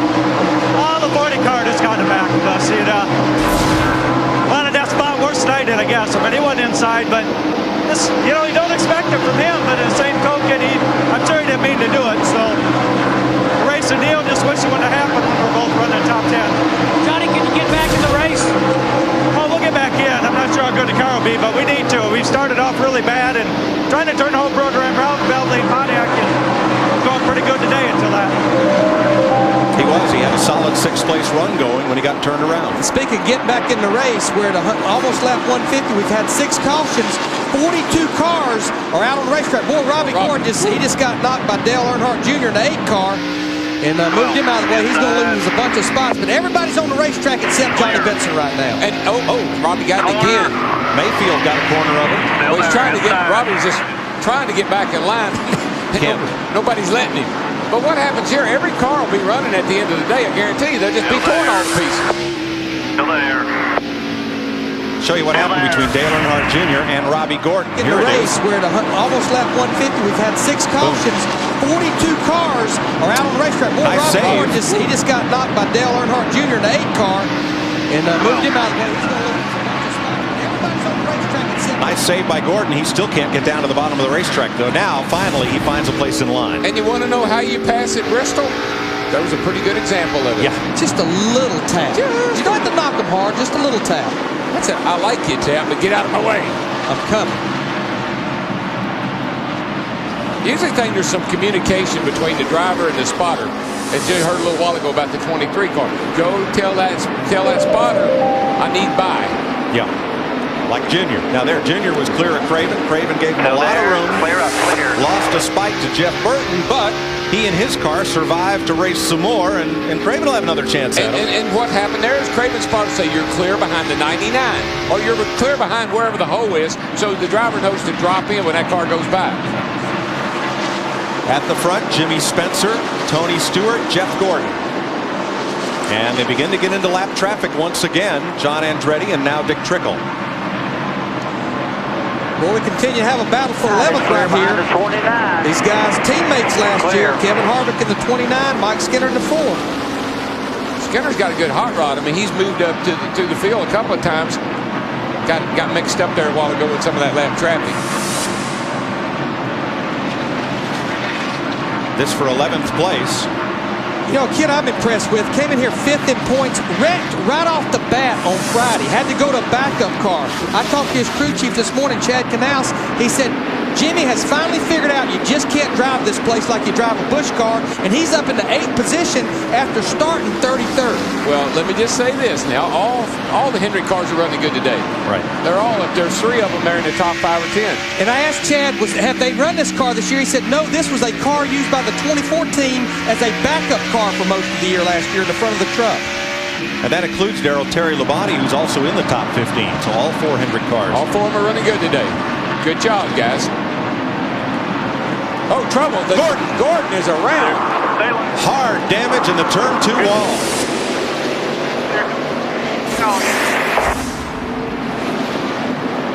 Damage on the back and a little bit on the 7th caution flag, lap 158. Jeff Gordon slammed into the turn 2 wall. Come in here, let's look at it, so we can do with it. Thing just spun right out on me, guys. You heard him say it. Yeah, I didn't see anybody around him, or I didn't see anybody get into him. This track plays no favorites. Oh no, and it'll do that to you. This concrete will do it to you. There he is.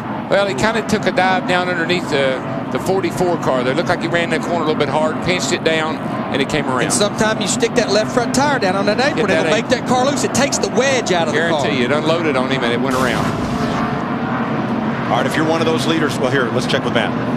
Well, Mike, right now, Steve Letarte is beating on that left rear quarter panel as the crew is looking at the deck lid, which is crushed in. Also, the dry brake area. That looks like that might be okay, so refueling the car shouldn't be a problem. Now Letarte is putting the wedge wrench in the back. You can see the guys beating on that quarter panel, trying to surmise the damage here to Jeff Gordon's car. Tough break, though, for Gordon, looking for his 5th career win here in Thunder Valley. As Steve Letarte still looks underneath, looking to see what else, what other kind of damage they have here on the 24. There's a reason why Bristol and Bodywork start with the same letter. You bring a car here, you don't schedule it for a few weeks because you know it's going to have to be rebodied after you leave here. All of our leaders are on pit road. Steve Burns. Well, there Sterling Marlin getting service. They're going to go down a round and a half on the track bar in the right rear. They contemplated taking 2 tires, but they'll take 4. To Dick. Tony Stewart, minor track bar adjustment, 4 tires and fuel. Meanwhile, Rusty Wallace, they're going to tighten up a little bit on his race car and send him off. Stewart has already won this weekend. Last night, his sprint car won. To Matt. Dick, down here in the Jimmy Spencer pit, a 4-tire change. He said the car was a little tight in the center of the corner. He couldn't get it to cut it. Big traffic jam off pit road. Spencer his team made a slight air pressure adjustment. Wow. Now, this is where the teams that pitted on the backstretch still have a slight disadvantage because they come around to the front stretch, still at pit road speed. They're in line, bumper to bumper. Everybody coming out of the pits is going to swing in and try to gain a spot or two there. And we've been told the 4-car Mike Skinner was too fast exiting pit road. This won't fall under the new rules because it's under caution. He'll have to start at the tail end of the longest line, so he's put himself in another hole again. That's good, the tail end of the longest line. Why is that? What happened when Skinner exited the pit? This is pretty interesting here, but if you have a look where Jeff Gordon's pit is and you widen out to see the speed lines where they measure the speed limit on pit road. All right, now right there's one line and there's the other line of the other box. Here's where Skinner comes out of the pit, so he thinks, well, they can't time him from line to line because there isn't enough distance. But what happened? Skinner pulled out and was visibly faster than the cars that were already in the outside lane of pit road. So it was very clear if there was a culprit, he was it. But Mike, I think what they've done, they've increased where pit road speed actually ends, is that line right there. They've added another segment here. That way you can't get going and get too fast. It all happened after they started having those pit road accidents. Could have got him either place. Exactly. But either way, the verdict is guilty. And here it is. I have never seen 3x3x3 leaving pit road before. Here's Skinner scooting out. I don't see how you can know if he is speeding or not. There he goes. See right there. He's visibly faster than those other cars. And if you get the watch between those lines. It was a ball and strike call, and I believe that was a strike. Jeff Gordon puts the left front down on the flat and puts the left rear into the concrete. NASCAR Winston Cup Series on Fox, presented by UPS, is brought to you by Viagra. Ask your doctor if Viagra is right for you. They just restarted one lap ago. Rusty Wallace won the race off pit road, but he's the ninth place car. Trouble in one. Hut Strickland slams Joe Nemechek, and off to the wall they go. Caution is on the speedway. Cautions. Dale Earnhardt Jr. stopped and let his teammate Steve Park in the 1 car get his lap back. Yep. And that a tough break for this Travis Carter team, which is now down to running 1 car for Joe Nemechek. They parked the Todd Bodine car, seeking sponsorship to go the season. This won't help. Very unsure about what they're going to do for Texas in 2 weeks. Steve Park got a lap back here. As let's show you what happened going off into the corner. Well, once again, the guy on the inside, he just gets in there and gets into the guy on the outside. It's just classic Bristol. That's why I always ran that little mirror on my left corner right there on my left row bar. I always like to know whose nose was sticking in there. We've seen this happen so many times today. You go off in that corner, drive to the bottom of the hill there. Not enough room for 2 cars right there at the bottom. You're going so fast, can't turn. Can't stop. Nemechek's taking his car behind the wall. We should mention that on the previous caution flag, Ward Burton got back on the lead lap.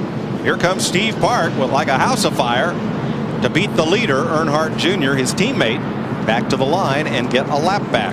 And what you hate about what happened to Joe Nemechek there is he's one of those 8 cars that stayed out to try to get the track position, hopefully stay out of trouble, and he gets in trouble with the lap traffic.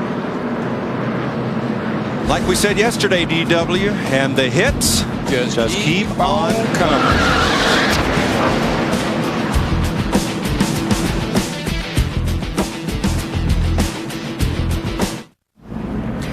Welcome back to the Food City 500. We're live at Bristol, Tennessee. Remember, NASCAR taking a break next week for the Easter holiday weekend, but we'll be back live from Texas beginning Friday, April 5th with Winston Cup qualifying. That's at Fox Sports Net. Then Saturday, April 6th on FX, Winston Cup practice, followed by Busch Series racing presented by Old Spice, and that's on Fox. Then Sunday, April 7th, start your race day with NASCAR this morning. presented by Smirnoff Ice on Fox Sports Net, followed by the Samsung Radio Shack 500 on Fox. Pre-race show on the NASCAR Victory Lane All Access. Sterling Marlin on Fox Sports Net is the Fox Network's your home for NASCAR. Jeff Hammond, earlier you talked about this being a concrete track and how the temperatures sometimes change things. In fact, it was John Andretti who said, the guy who poured this, I wouldn't let him pour my driveway. But we were talking with Richard Childress beforehand with our 8th caution getting ready to go green. As they do go green, he said that they're going to have to change, Dale Earnhardt Jr. in the lead, going to have to change the corners and repave them in the future here. Yeah, he really thought the corners were more square and need to be rounded where guys could transition. We've seen it several times. Guys kind of cutting that corner, getting their left sides down on the apron. He'd like to see that transition smoother, where the guys can drive a little lower and get in the corners and kind of slide up a little bit. Would help them a lot, as well as the exits. One of the reasons we're on pace for what would be a record 23 cautions. Earnhardt Jr., who started 23rd, your leader. Mark Martin behind him. He started 37th. Let's go back upstairs. Darrell Waltrip, Larry McReynolds, and Mike Joy. Thanks, Chris. Jeff Gordon stays on the lead lap, but that car it's maintaining speed, but it's not going to be a contender, and it's pretty badly damaged. Yeah, and I'm pretty sure they're going to rebuild this racetrack to make Richard Childress happy when there's 160,000 people packed here. And I'm corrected. We're showing Gordon as one lap down. One lap. Right. Matt? Well, Mike, let's talk to Robbie Lewis. Jeff Gordon's crew chief. Robbie, how bad's the damage? Is the hose kinked? It's scoring pretty good in the back end. You know, we're just going to try to ride it out, get a caution here, and try to get it to some fuel. Jeff Gordon entered Bristol looking for his 5th win here, but more importantly, trying to get some momentum. He hasn't had a top 5 finish since he won Kansas last year. Longest streak of his career without a top 5. And that's the side the track bar is on, and so it's the trailing arm's probably bent. I can't imagine it didn't run the drive pole up in there and rubbing into the back of the transmission. And Darrell, the biggest problem he has right now, we talked about it a lot earlier, is just getting out of the way of the leaders. Yeah. There's just nowhere to get out of the way. No, you ride up high there. The only thing he's going to help do is clean off that top groove. Now there's Kenny Schrader, who did not stop on either of the last 2 Whoa, look at Tony Stewart down on the apron. Yo, Tony, hang on, buddy. He was going to try to sneak up there and take that position away from Rusty Wallace. More on Rusty, Dick Berggren. Rusty Wallace won his first Winston Cup race here. He won his 50th Winston Cup race here. And Billy Wilburn told him that he thinks they got a car good enough to win the next Winston Cup race here. They have had consistently good pit stops today. They put a round in bite in that last pit stop. The car is nearly perfect. Steve. Well, Dick, Kevin Harvick on the last pit stop said he wanted more grip off the corner. They took 4 tires and went down half a pound in the right rear. But team owner Richard Childress is a little concerned on the last caution. Came out. Somebody got into Kevin Harvick. Richard asked Jeff Green, his teammate, to go over and take a look at the car to make sure it's okay. A little concerned that Kevin Harvick can.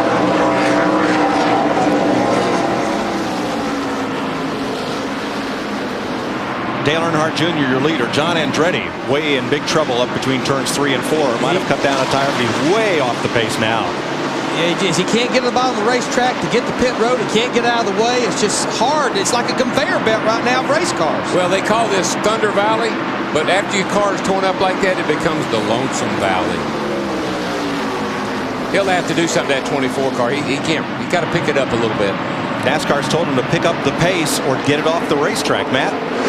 Well, Mike, you're exactly right. His last lap was 18.55 seconds. In the driver's meeting, NASCAR officials said the minimum speed, the time will be 18.01 seconds. You can see Gordon is definitely not below that, so they're definitely going to have to pick it up. He's at 9 top 5s the last 14 races here. 12 top 10s in the last 14 races, but this will not be Jeff Gordon's day. Only 300 or so laps to go, DW, and we've only had, what, 8 wrecks so far? Yeah, it's going to thin out here in a few minutes. They're getting kind of spread out a little bit. Get into a long green here, I hope. Now there's Gordon speed versus the race leader, Earnhardt Jr. And Jeff Gordon's barely running at the end of the straightaway what Dale Earnhardt Jr. is running down in the middle of the corner. NASCAR times the slow cars electronically. They time all the cars electronically. So there's no guesswork as to whether he's maintaining minimum race pace or not. And how they come up with that is they take a percentage of how fast the cars qualify, and they'll tell them at the driver's meeting, you must maintain this particular lap speed to remain on the racetrack. Okay, Joe Nemechek, a victim of a crash with Huck Strickland. Here's Steve. Thanks, Mike. Joe, tell us what happened and can you get back in this race? I'm not sure what exactly happened. I got to take responsibility for it because I was a faster car. You know, just trying to race lap cars and trying to get around them, then trying to get in behind them. The 23 car got into me somewhere. I don't know if I got cut down on him or he got me. But it's a shame. Best car I ever had here. These guys working their hearts out, trying to get a sponsor nailed down. Car was fast. You know, you just got to finish, and we didn't do it. Behind the wall, Nemechek, Huck Strickland, and Johnny Benson. Work continues on all those cars. Now, guys, the other problem Jeff Gordon, Robbie Loomis, that group has, if they don't get up to that required speed, they come to pit road or to the garage area to fix the car. NASCAR gives them one chance to get back out there. If you don't maintain the speed then, they tell you to lower the gate on the truck and load it. Right, none of this in and out of the garage area and keep working on it. Look at this streak, Darrell. No top fives in the last 13 races. Yeah, and you can see the problem with the slow cars running high. When they come off the corner, he's in the way.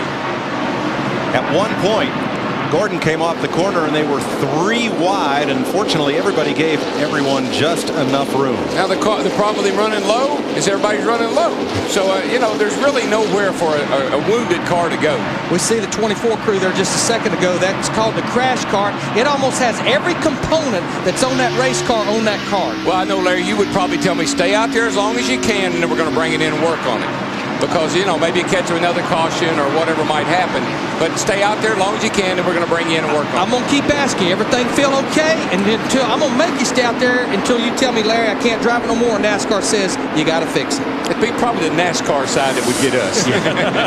Second to Dale Earnhardt Jr. is Mark Martin, then Ryan Newman.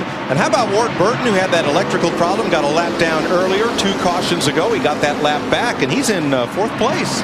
That is proof that never give up. And what we're hearing is they had a brake blower. They run blowers on the brakes that cool the brakes. One of those shorted out and caused the battery to have a problem. I mean, here's a guy that was a lap down, almost 2 laps down. They make the repairs, and Tommy Baldwin, his crew chief, he's the king of staying out. They elected to stay out, and here they are in 4th position. Yeah, we got Ryan Newman up in 3rd place talking about this guy's, he's pretty awesome. He's up there in 3rd place, minding his own business, and not too far back there in 5th place, our buddy Kurt Busch.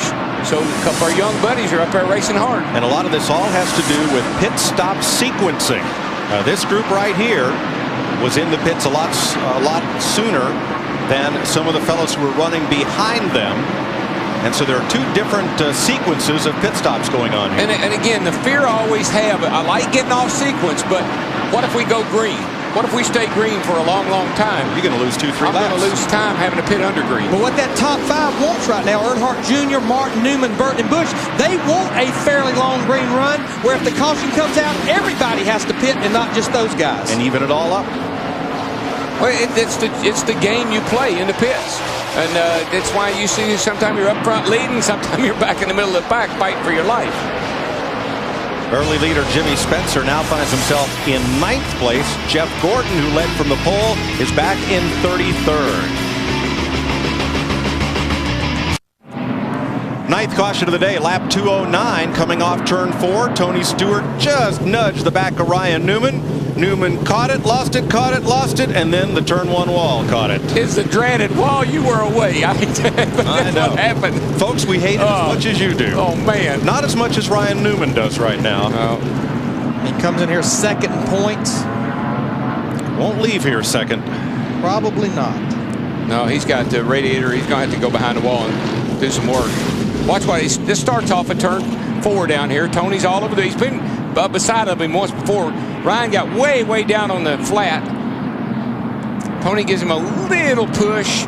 Looked like he's got it saved. Then around she goes. He stays in the gas. That's what all that smoke is. Oof. Probably should have backed out of it because it shot it straight up into the wall.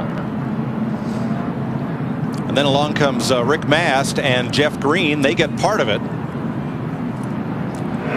Sterling Marlin, remember last week he dodged the big wreck? Car spinning up on the front high side up here on the high side. Watch him spinning up there. Stay low. Stay low. Come on. Stay low. Watch that 12. Watch that 12. Go, go, go, go, go. Dodged another one. Yeah, he got in the back of the 99, but it didn't hurt anything. Far right of your screen, Mast and Jeff Green. Trying to take evasive action, become part of the wreck. Jeff Green's lucky. I don't think he hit anything. I think he just spun, and I think Mast may have just spun as well.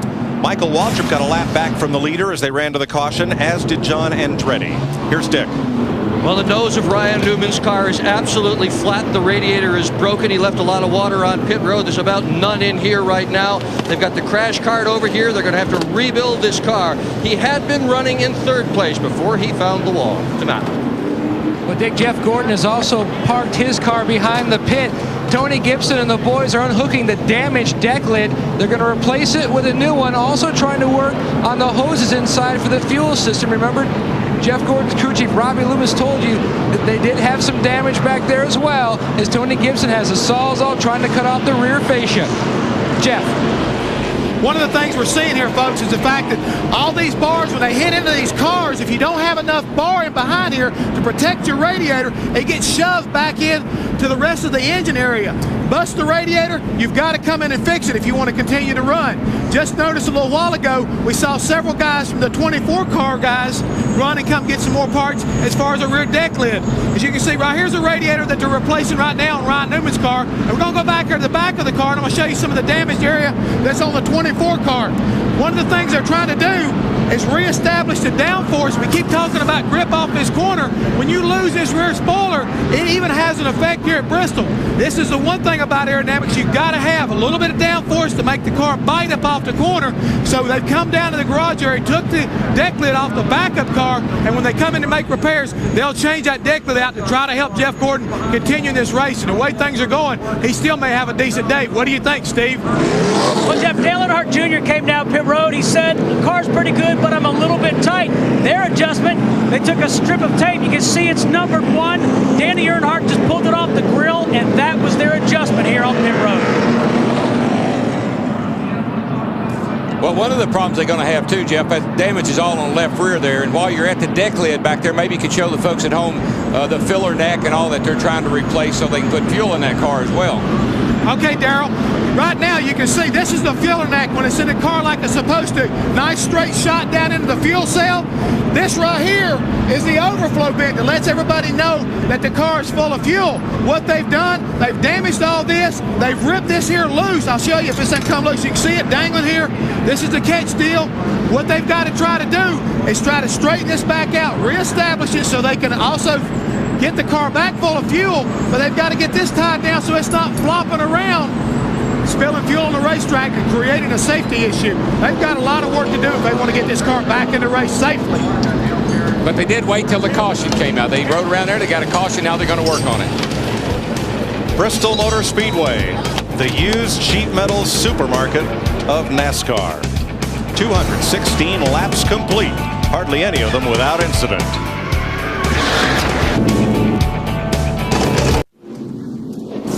Nine caution flags for 54 laps. Jeff Gordon's crew, led by Robbie Loomis, working on that car now behind the wall. But this is how you win championships. Come in, work on the car, repair it, go back out there, fix it right now. You're in here working on it. Don't patch it up. Fix it right. We're going green. Tony Stewart lead. Now the cars up front did not pit under this caution. There was actually 10 cars. Tony Stewart, Jimmy Spencer, Jimmy Johnson, Matt Kenseth, Sterling Marlin, Elliott Sadler, Jerry Nadeau, Casey Atwood, Dave Blaney, and Steve Park, who got his lap back several laps ago. Top 10 cars elected to stay out. Different agendas on this pit strategy. Race is already at more twists and turns than a Tom Clancy novel.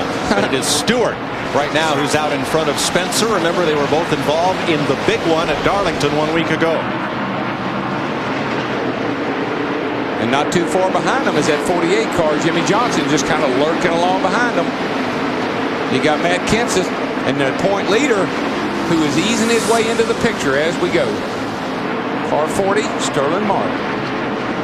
And right behind Marlin, last year's winner, Elliott Sadler. Quietly working his way up there. That's what he did last year. We didn't talk about him much last year, and all of a sudden, there he was. They have really done a good job with Elliott's car, he and Pat Tyson, of tying that car down and making it drive good for him. He told us the other night on the show, they're now fixing the car the way Elliott Sadler likes it, and that's really paying off. He almost spun out then. Car was very strong last week at Darlington. He finished second. Yeah, and he finished second at Daytona. I mean, this team has really come around this year.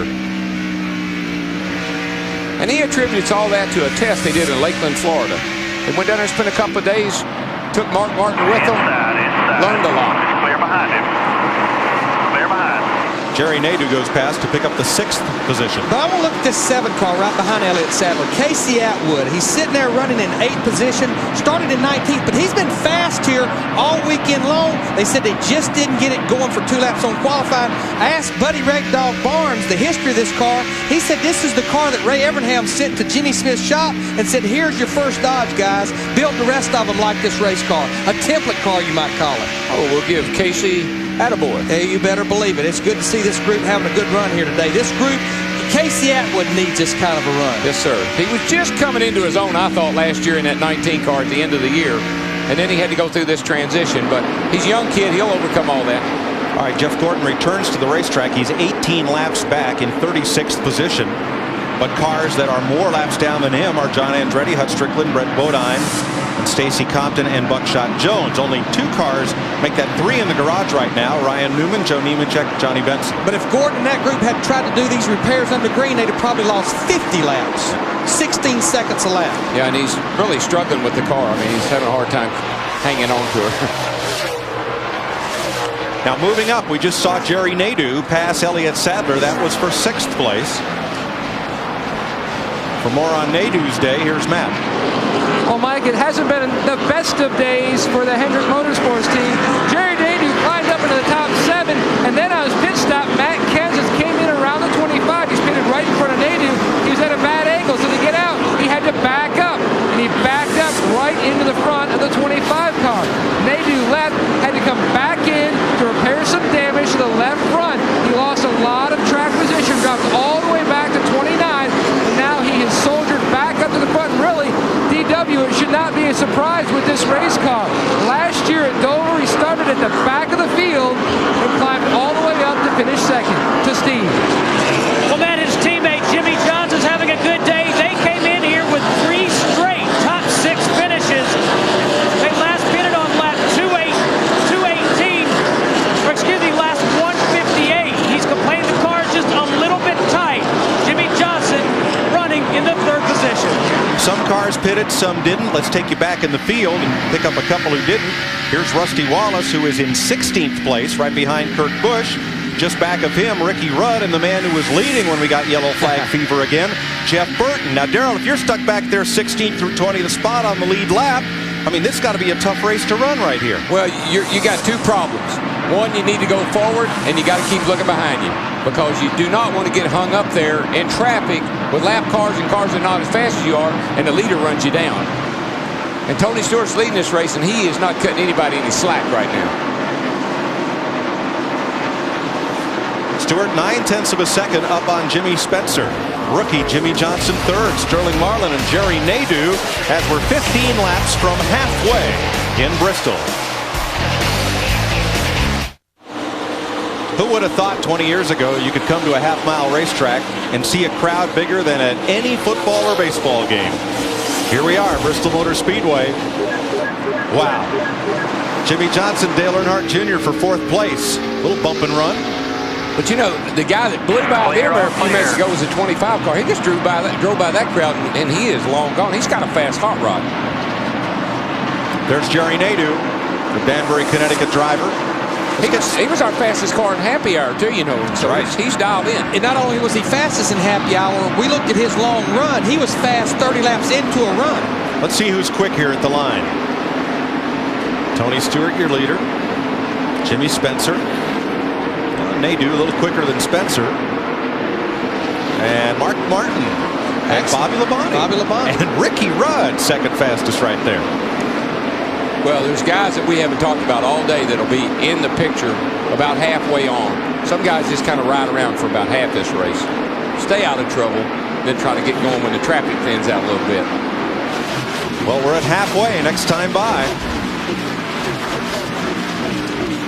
Our Coors halfway recap of the race thus far. Robbie Gordon jumped the start, got himself a black flag. So Jeff Gordon led from the start and led 82 with the first 138 laps. Jimmy Spencer, who led 206 laps here in 1992 driving for Cale Yarborough, then picked up the lead. Tony Stewart, Dale Earnhardt Jr., and Jeff Burton have each had a turn at the front, but we've been plagued with 9 cautions in the first half of this race. When I had a car here that I was happy with and I liked the way it was running and driving and everything, I never worried about where I wanted to stay on the lead lap till halfway. And then things that you see, we're into a long run now, and this is when you want your car to be good. Here's where Tony Stewart's going to have to really pick himself through lap traffic as he comes up on Bobby Hamilton. Yeah, because these are good cars. I mean, Hamilton's running good. There's Bill Elliott right in front of him. Jeff Green. Outside pole sitter Robbie Gordon. Now, they told the lap cars to stay up high. Now, they've got to work past the wounded car of John Andretti before Stewart will have a chance. He's got quite a bit of breathing room now, though, on Jimmy Spencer. And, Darrell, this is actually, we just crossed the halfway point. This is the longest run these guys have had to see what their car really is. We're looking at Jimmy Johnson right now in the 48th. He's fallen back to 7th position. He's got almost 100 laps on his tires. He was last on pit road at 160. This is when the good Hamlin race cars start to show up. And this is when you better have the right pit strategy. They haven't had this many green laps in succession since happy hour. Look at that car behind him. I don't think we've seen him all day long. Bobby Labonte, he started 32nd. He's moved up to 10th. 300th Winston Cup start today. He's never had a top 5 finish at this racetrack. He's never won a short track race, which is a track less than a mile. You want to know why? Because he's such a courteous driver. He drives so cautiously that he gets himself in trouble by not going on sometime, I believe. And this is no criticism to Bobby. He's a great driver. But you got to keep forcing the issue. You can be too courteous here. He's a little too courteous sometimes. Rookie Jimmy Johnson. There's his speed since the last restart. There you're seeing 14 laps from lap 226 right there to 240. He's lost almost 4 miles per hour. And now's when I was going to tell you that I was hollering at you about don't leave me out here on them old tires no more. And this is when this race sometimes traditionally will have those long green runs. We're in the halfway point. Everybody's figured out, you know, I need to settle down here just a little bit. All these races where there's a lot of cautions, they have a history. If you go back and track cautions, you can almost predict how many there's going to be, when they're going to be to a certain degree, and then if there is going to be a long green run like we got here. I'm telling you, if you look at it year after year, you can see a pattern. Let's go back to about 19th place. There's leader Tony Stewart, where Dale Jarrett, Ricky Craven, and Terry Labonte are racing. They're all on the lead lap from 19th on back. Mike Skinner, part of that battle. Then Dave Blaney, Kyle Petty, and Steve Park. The problem with this group right here, Tony Stewart is only about 4.5 seconds behind them, so it's another one of those deals. Patient, but you have to go. You know that leader's coming. Oh, yeah. I hate that. Look for the leader. There you saw Mike Skinner, and there is Stewart, Dick Berggren.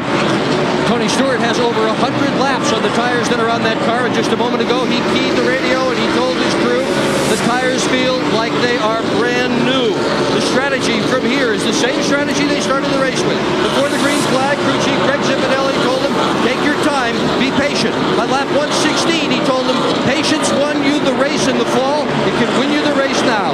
Stewart leads at Bristol. Last year, Elliott Sadler did not take tires on his last pit stop, and that made the difference. He won the race on tires that had a lot of laps on them. How will it play out today? Stay tuned. NASCAR Winston Cup Series presented by UPS is brought to you by Dodge. You can take life as it comes, or you can grab life by the horns. Dodge. By Applebee's Neighborhood Grill and Bar. Eating good in the neighborhood. Applebee's. By UPS, official delivery company of NASCAR. We want to race the truck. People love the truck. And by Rocky Mountain Cold Coors Light. Are you ready for a cold one? 25 laps past halfway. Tony Stewart leading Jimmy Spencer and Jerry Nadeau. Hey, 34,000 horsepower. How about let's crank it up? How about that?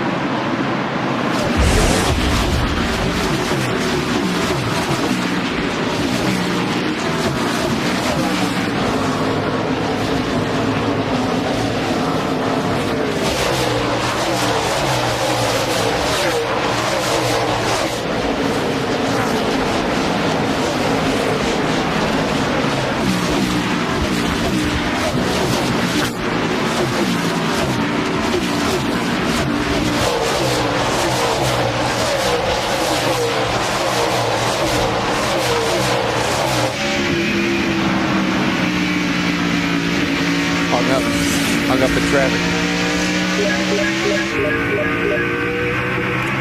Tell you another that's hurting if they don't get a caution. He's getting passed by a lot of cars. Mark Martin backing up. A couple of drivers seem to have lost the handle as we're in this long run here.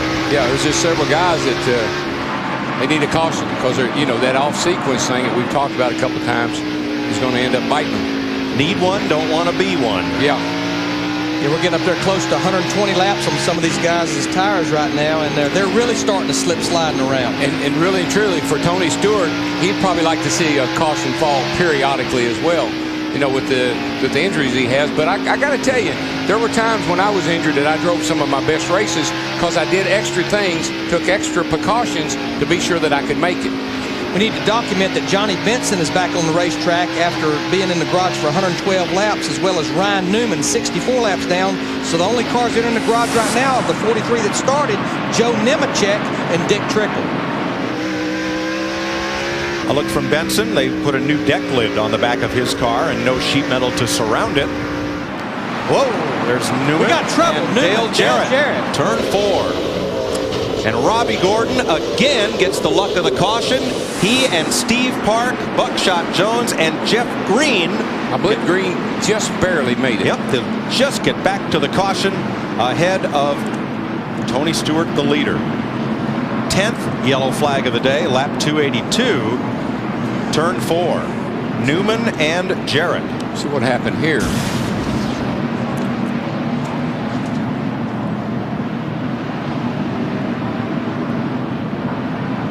Going down the backstretch right here. Jeff Burton in the 99 just drove her in there and got into the left rear of Ryan Newman. Dale Jarrett just trying to avoid it, spins the car but gets into Newman. It's probably mostly cosmetic on the 88 car. Well, that is the second great piece of luck for Robbie Gordon. A caution keeps him from going a lap down as we see this again. And the second piece of bad luck for Dale Jarrett, the second wreck that he could not miss. Happened right around him. He just slid through it. Now, we talked about being off sequence. Everybody on the lead lap will be on pit road now. This should put everybody on equal turf. Looks like they're saying the 30 car did not get his lap back. That dreaded sound of those tires squealing. Steve in the back pits. Like Dale Earnhardt Jr. says, the car feels pretty good. They debated making some stops just as he was coming down pit road. They debated a track bar adjustment, but instead they're just going to make a slight air pressure adjustment. 4 tires for Dale Earnhardt Jr. Nick Berggren.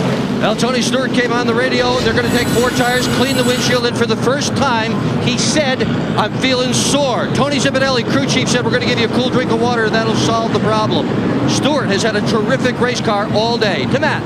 And Mr. Excitement, Jimmy Spencer's in a 4-tire change. He says the car is very neutral as the 25 car's in also. 25 is tight. Spencer says his car is neutral on entry, but he can't get it to roll through the center like he wants. Good grip off. 25 is away. The 41's away. No adjustments for Spencer. The 19's blocked in. Earnhardt Jr. wins the race off pit road ahead of Stewart, Spencer, Bobby Labonte, and Kurt Busch. Now, this is the back pits right here. This is where Earnhardt Jr.'s pitting. It's the last pit at the end of the backstretch pit, so he can leave there. And even though he has to maintain 30 miles an hour, I don't know that he can get to that speed till he's almost to the front stretch pit. I see that little smirk on his face. Hard to read the tach when you're going around the corner. That's right. Hard to time a car through the corner. But he wins the battle off pit road here.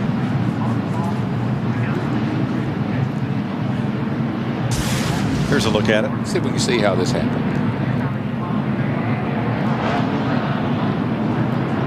Getting a little fresh air out the window. Getting him a little air. I got you. Hi, Tony. I got you, buddy. Oh. Yeah. I'm having a good day. How about you? 215 laps to go at Bristol. We are working the 10th caution flag of the day.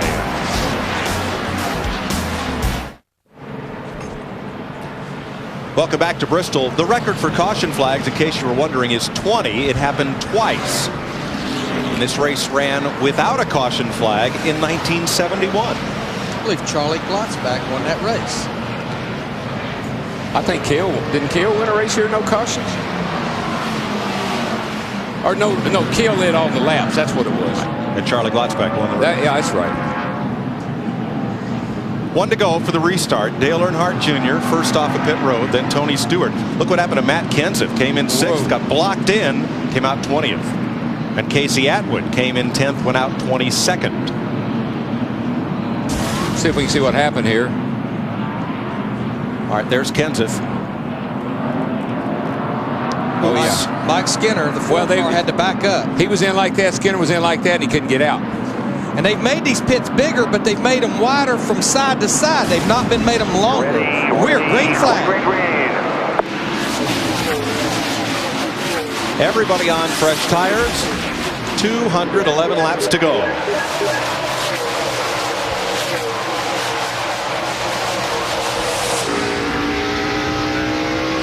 Now, here's a problem I see. If you're a lap car, you start on the inside on the restart. How are you going to get up on the outside to get out of the way? Going to be in the way, trying to get out of the way. Well, that's exactly what's happening to Jeff. He can't get out of the way because he had to restart down on the bottom. All thing he can do is go down on the apron. And that was the smart thing to do there. Only way to get out of the way.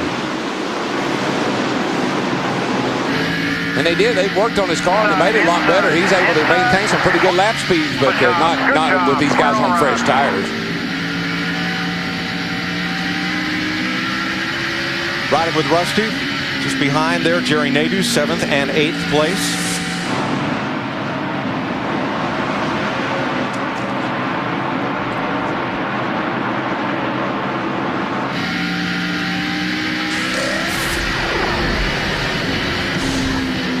Rusty riding 7th.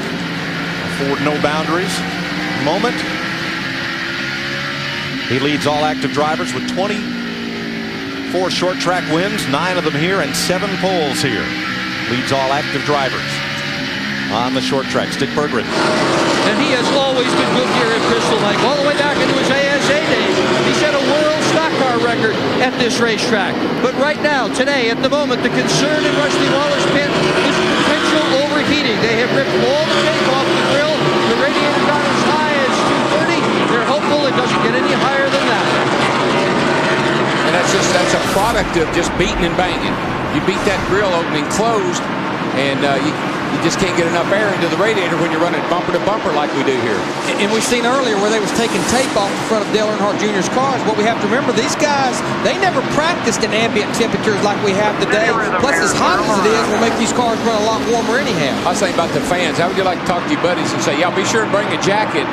And you got here today, and he said, I thought you said you needed a jacket. That's East Tennessee up in the mountains for you. Earnhardt Jr., Stewart, and Spencer. 3 cars that have been at the front all day, but here's Bobby Labonte in 4th and Kurt Busch in 5th. New names toward the front. I was just watching Kurt Busch, and I think this all has been stimulated from Jimmy Finney making some gutsy calls in the early part of the race. They started in 27th, pinned on the backstretch, kept him out there, got that track position. They got exactly what they needed a while ago, that long green run, to get that track position and on equal ground with everybody. And Darryl, we had him on a show the other night on the Speed Channel Friday night, and he says, I've just not figured this place out yet. And put all the transitions out yet. Angles. Labonte also is pitted on the back straightaway in this, his 300th Winston Cup start. And that Jeff and I were talking about that in a pre-race show there about think, and he said 3 times, he's right. Think driver, think crew, think everybody. Rusty Wallace 6th, Jerry Nadeau 7th. They continue to run nose to tail. Matt? Mike, on his last pit stop, Jerry Nadeau came in 2nd, but went out 9th. The problem, Tony Ham had trouble with a lug on the right rear, and that slowed down the stop, a 17.44 second stop. No changes, though, for Nadeau. To Steve. Well, Matt, Sterling Marlin was loose early in this race. The last stop, he was complaining of being tight, so they put on 4 tires, and they went up around on the track bar. Sterling Marlin has never won in 34 starts here in Bristol. Thanks, Steve. Kind of surprising, Darryl, with his style, that he doesn't have a short track Winston Cup victory. Yeah, you would think so, particularly he and Glover, Tony Glover working together. I mean, they've had a lot of opportunities. His short track experience from Nashville, won a lot of races there in late model cars. He did win a Busch race here 2 years ago, March of 2000. Marlin in 9th place, the Winston Cup point leader. Coming in here over 99 points ahead of Ryan Newman, Matt Kenseth, Rusty Wallace, and Jimmy Johnson, 2 rookies in the top 5 in the points. And we look at his telemetry, he's just turning about 8,500 on the straightaways, down to about 6,400 in the corners. Right here, 8,500 into the front stretch. It's about the same, which this racetrack is fairly symmetrical. Yeah, the thing about it is, that tells me that he's got a fairly high gear in the car. That is a friendly, it makes the car easier to drive. Put that throttle down. Yeah, it doesn't try to spin the tires so easily. Tony Stewart, a tense moment, trying to lap past Ryan Newman, got under Newman. Man. Had to get out of it as he slipped up the racetrack. I mean, Newman got cut down in front of Dale Jarrett earlier and got this thing going like that. That will allow Dale Jr. to get away. How many of us predicted that Dale Jr. would be out here leading this race the way he is? Boy, Kurt Busch in the 97 drove right underneath Bobby Labonte in that 18 car going into turn 3. He's got a fast race car right Well, now. you know why? Because Bobby saw that 12 car up there in the way. He's trying to get him a little cushion.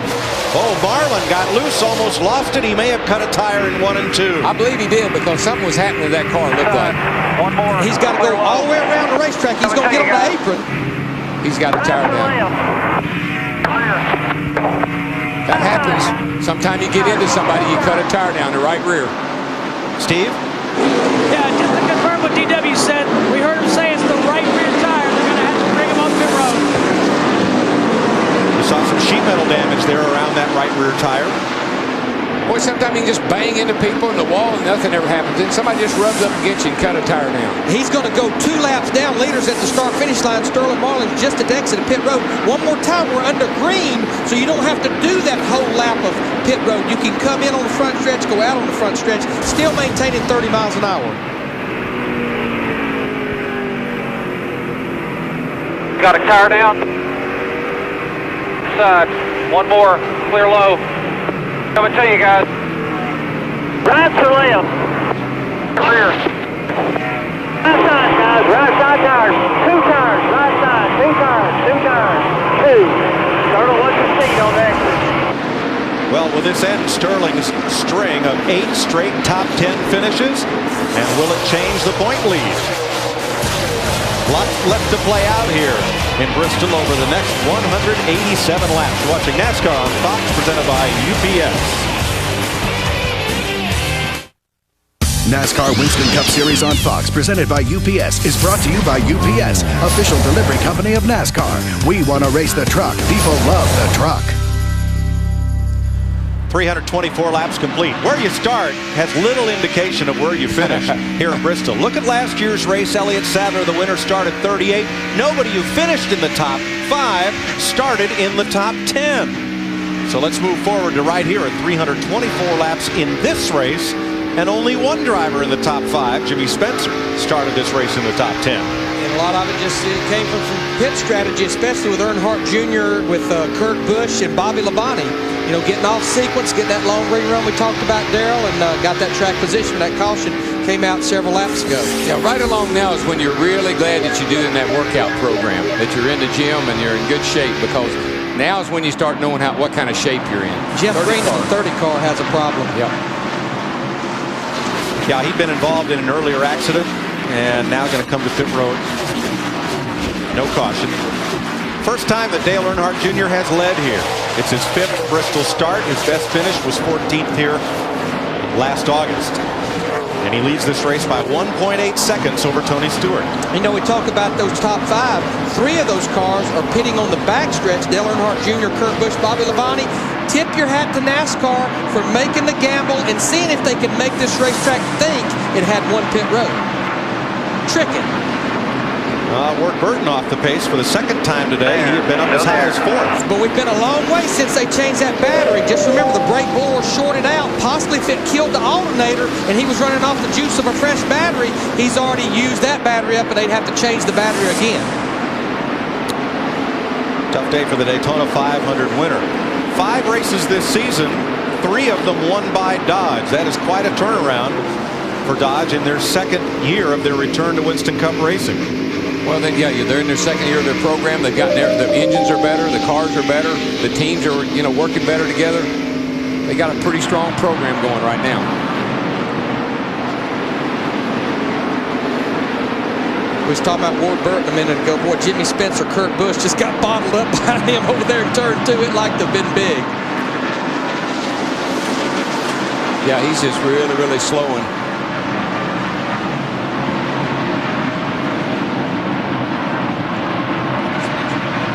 Spencer had closed up on the back of Tony Stewart, but it's almost like Tony looked back and said, okay, better get going again. I'd say that Tony right now is just kind of, if he's in any pain, if he's having a problem, we're going to know it very shortly. Kevin Harvick spun into the wall in yesterday's Busch race by Greg Biffle. Quite a shouting match, not really a shoving and no punches thrown match after the race ensued between the two of them. Yeah, he started 22nd. He's up to 7th position. This is the same car that he was leading with a handful of laps a year ago when he had a flat tire on the green, ran 2nd in August. This is also the car that Dale Earnhardt won the Spring Atlanta 2000 race with. Good race car. Dick Berggren. I talked to Todd Bodine around lap 100 and asked if he was going to have to work today and take over for Tony Stewart in that number 20. He said, not with a car that's that good, he'll last all day. But Stewart called in just a few laps ago, said he's feeling sore. Bodine rushed to the truck, put on his driving suit. Right now they're fitting him with his harness and helmet. He may have to go in and finish the day for Tony Stewart. Darrell, Tony has a lower back injury from the crash at Darlington. He was lapping Buckshot Jones, got spun into the wall, but what really hurt him was Jimmy Spencer rushed headlong into the right front, and Stewart's got a lot of pain in his lower back. And how will that especially affect him at this track? Well, even when you don't have a lower back injury, that's just something that bothers you in a long race like this. You're pounding down in that seat. It's hard on your kidneys. It's hard on your lower back. So if he's already started with that irritated, that's going to hurt him. And like I said, this is the long enough green period now where if you're going to have a problem, you're going to know it now. Dale Earnhardt Jr. now 0.7 of a second ahead of Tony Stewart. Jimmy Booth. We're under caution. Last year's winner will not repeat. Elliott Sadler has been crashed. Pit stops. Under caution. Earnhardt Jr. on the back, and Stewart leads him in on the front. Dick? Just a moment ago, crew chief Greg Zivinelli came on the radio and asked Tony Stewart if he could make it all the way. He said there's 150 laps. There was silence from the driver's compartment. Stewart still in the race car. Come on. 4-tire change for Jimmy Spencer. No adjustments. Earnhardt Jr. again wins the race off pit road, followed by Kurt Busch, Tony Stewart, Jimmy Spencer, Bobby Labonte, Jeremy Mayfield, and Jeff Burton. And we've got oil all the way around this speedway now. It happened in the backstretch. Somebody got in the back of Elliott Sadler. I believe it was Kyle Petty.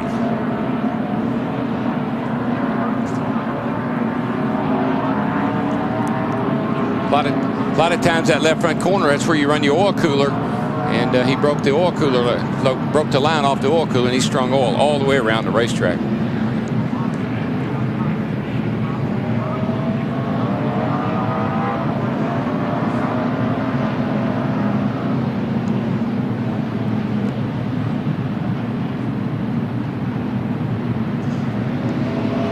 See, he was trying to get his lap back right there in front of Dale Earnhardt Jr. Of course, tires flat, oil's leaking out. He slams the inside wall here. Just about gets it.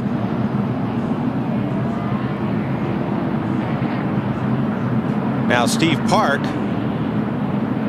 reacting. There's all the smoke ahead, and he gets into the back of Robbie Gordon. And around Gordon goes. There's hardly any single car accidents. Speed in front of you, Robbie. Speed in front of you.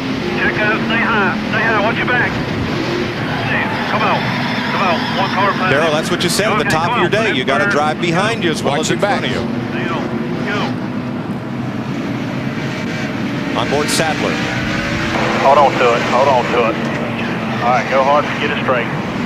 Go hard. Go hard, man. Leader's still behind you. You can fire it up. Side of you now the leader. Go hard. Go hard. Trying to stay on the lead lap. Just wouldn't steer. Caution out for the 11th time this afternoon at Bristol. You're watching NASCAR on Fox, presented by UPS. NASCAR Winston Cup Series on Fox, presented by UPS, is brought to you by Beechwood Aged Budweiser, with the crisp, clean, and refreshing taste known only to the king of beers. 150 laps to go. This is the 11th caution flag of the day. 20 is the record. Steve Burns. Well, Mike, Dale Earnhardt Jr. pitted, and he said, boys, I really like the way this car is handling. All they did was change tires, no chassis adjustments, no air pressure adjustments, and he said, I've been running this car hard. Jeff Hammond. Steve, one of the things that some of the guys were concerned about, and I talked to him this morning about this new pit road rule, is that the pit that Dale Earnhardt happens to be in, which is pit number 23 on the backstretch, may actually be the best pit now. In years past, being in pit number 1 was always the best at Bristol. But because of the new rules, that was one of the major concerns. On the other side of the deal, a lot of the guys who wanted to pick that pit were not allowed to by NASCAR. If you qualified in the top 22, you had to pick on the front stretch. So it's very interesting how things are kind of playing out here today. Jeff, you know, I remember when we had to pick a pit on the back straightaway, we liked that pit because it's like being in the first one on this side and there was nobody in your way and you could just shoot out of the pit, come around that corner and be hauling the mail. Yeah, and you know, it's you got to give NASCAR credit for trying to make things better.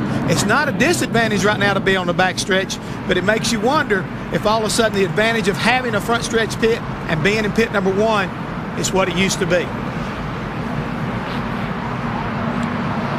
So working under caution as they put Speedy Dry down on the track, blew the track, and continuing to clean up from Elliott Sadler's car, which brought out the 11th caution. You look at Tony Stewart in 3rd place. This caution will allow him a bit of a rest, but Dick Berggren, give us an update. I'm going to let crew chief Greg Zipadelli do that. Can Tony make it all the way, Greg? I don't know. His back's really bothering him right now, but this kid's done a great job. Home Depot Pontiac's been running good.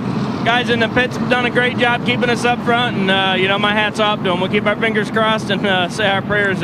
This kid's tough to get him this far here, but 150 to go is as bad as he's hurting. We're proud of him. We'll just keep working him, keep talking to him, trying to keep coaching him, and keep it off his mind. They've told him drink as much fluid as he possibly can. He's got a device that helps his back a little bit. They've told him turn it up as high as he can stand it. Will he make it? I'm telling you what, I've been listening to him. He is in serious pain. Tony Stewart in trouble. I tell you, one of the real losers on this last round of pit stop, Jerry Nadeau. He went from 6th to 14th, but we want to look at it here. What this is the time was spent on pit road. Tony Stewart, 29.7. Jerry Nadeau, 37.1. But the difference was in that pit stop right there, 20.9 to Tony Stewart's 14.3. That's over 5 seconds. Matt Yoakum, they had to have had a problem. Well, Larry Mack, the problem they had actually, when the stop was completed, Jerry dropped the clutch and thought he was going to pull forward. Actually, he started to back up. He grabbed the wrong gear. He grabbed reverse instead of first. DW, that ever happened to you? Oh, yeah, it's easy to do. You're sitting there and you're kind of juking a thing around that's in neutral and you slam it up in gear and you got it in reverse and you don't know it. Rather embarrassed. Jeremy Mayfield was the big gainer. He went from 14th to 6th on that round of pit stops. We're under caution. We'll be right back.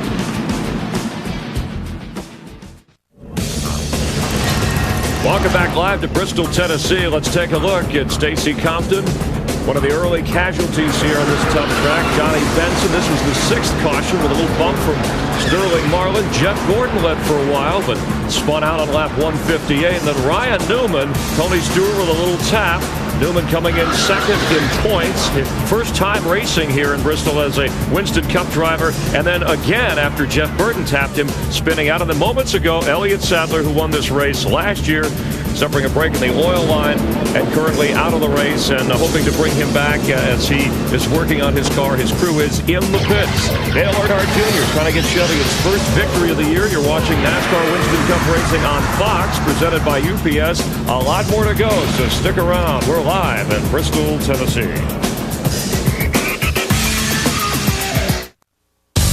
NASCAR Winston Cup Series on Fox, presented by UPS, is brought to you by Ford. No boundaries. By Radio Shack. You've got questions. We've got answers. By new Lotrimin Ultra, the only once-a-day cure for athlete's foot. And by your neighborhood 7-Eleven store. Oh, thank heaven for 7-Eleven. back under green at lap 360. Sterling Marlin had restarted on the tail end of the lead lap because he did not pit under the caution. Remember, he cut a tire and got 2 tires under green, but with only 2 fresh tires, he could not hold off Dale Earnhardt Jr. And now our point leader Marlin has gone 1 lap down.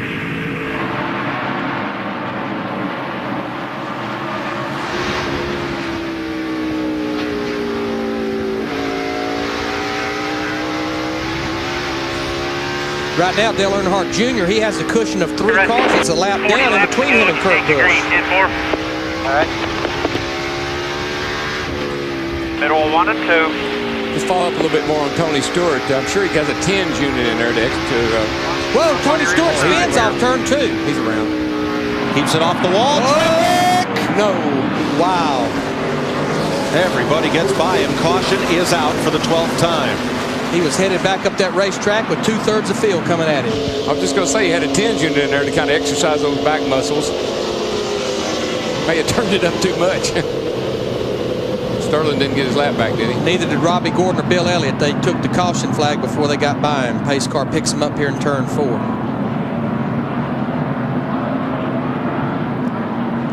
Also in the seat, we got what we call a lumbar support. It's a little airbag that we can pump up and down, even for I think Bodine looks like he might be getting ready to hop in this thing.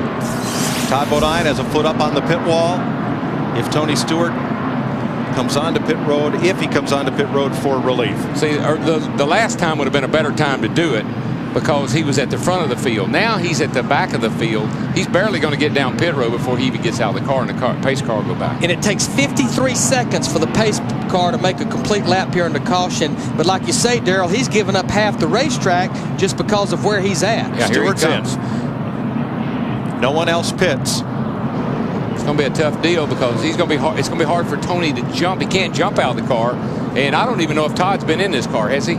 But what he has to do, Darrell, he has to be unbuckled, winding that down, everything but the steering wheel off when he gets to those pits. Help those guys all he can.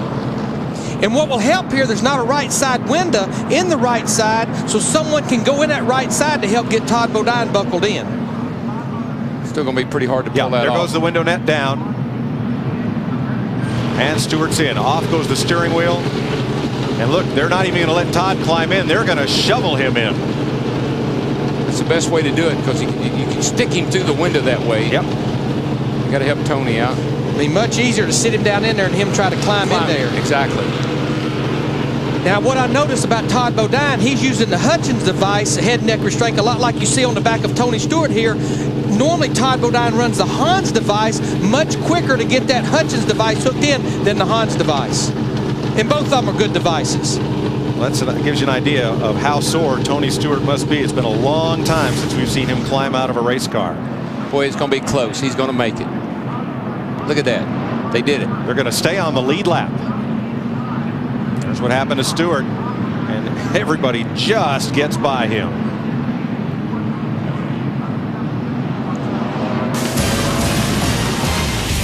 Tony Stewart out of the car. Todd Bodine in relief. And they stay on the lead lap. We've got to fix that window net. We'll be back.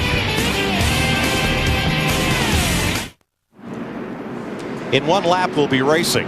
This morning, Tony Stewart's team prepared for this possibility, fitting Todd Bodine for the car and getting him in there to see how the seat and the belts and everything that were adjusted for Tony Stewart would fit Todd if he had to climb in there quickly. Yeah, that's a question I had. You know, when did he get in the car? I knew he had to have been in the car at some point in time, but I didn't know if they made that decision this morning or not, Jeff. Yeah, this morning I happened to be down there when they brought him over, and the thing about it, Greg Zipadelli said, hey, we're adapting and improvising in case we have to have this happen, because Tony was tightening up after practice sessions, and they felt like during long cautions, this may be a problem. Now they'll miss this green flag. No, they're going to wave they off waved it off. They waved it off. Waved off the restart as Bodine brings the car down pit road. You can see there, everybody was doubled up, ready to go, but for some reason they waved it off. And you know, Todd Bodine has always been one of the innovators and promoters of safety. So there's something in that race car, whether it's the belts or something he don't feel good about, that he's coming back to pit road. I don't know if he missed his pit or maybe, you know, maybe did he speed down pit road? What's going on here? got a drive-through penalty for speed. Drive-through. I think that's what happened. Yep. That was a question I had. He hadn't been in the car, no pit stop. I know it's probably on the dashboard what the tax is for a 30-mile-an-hour RPM, but buddy, unless you practice it, it's a long way around here to the first time. We're still going to be one to go this time. Jeff?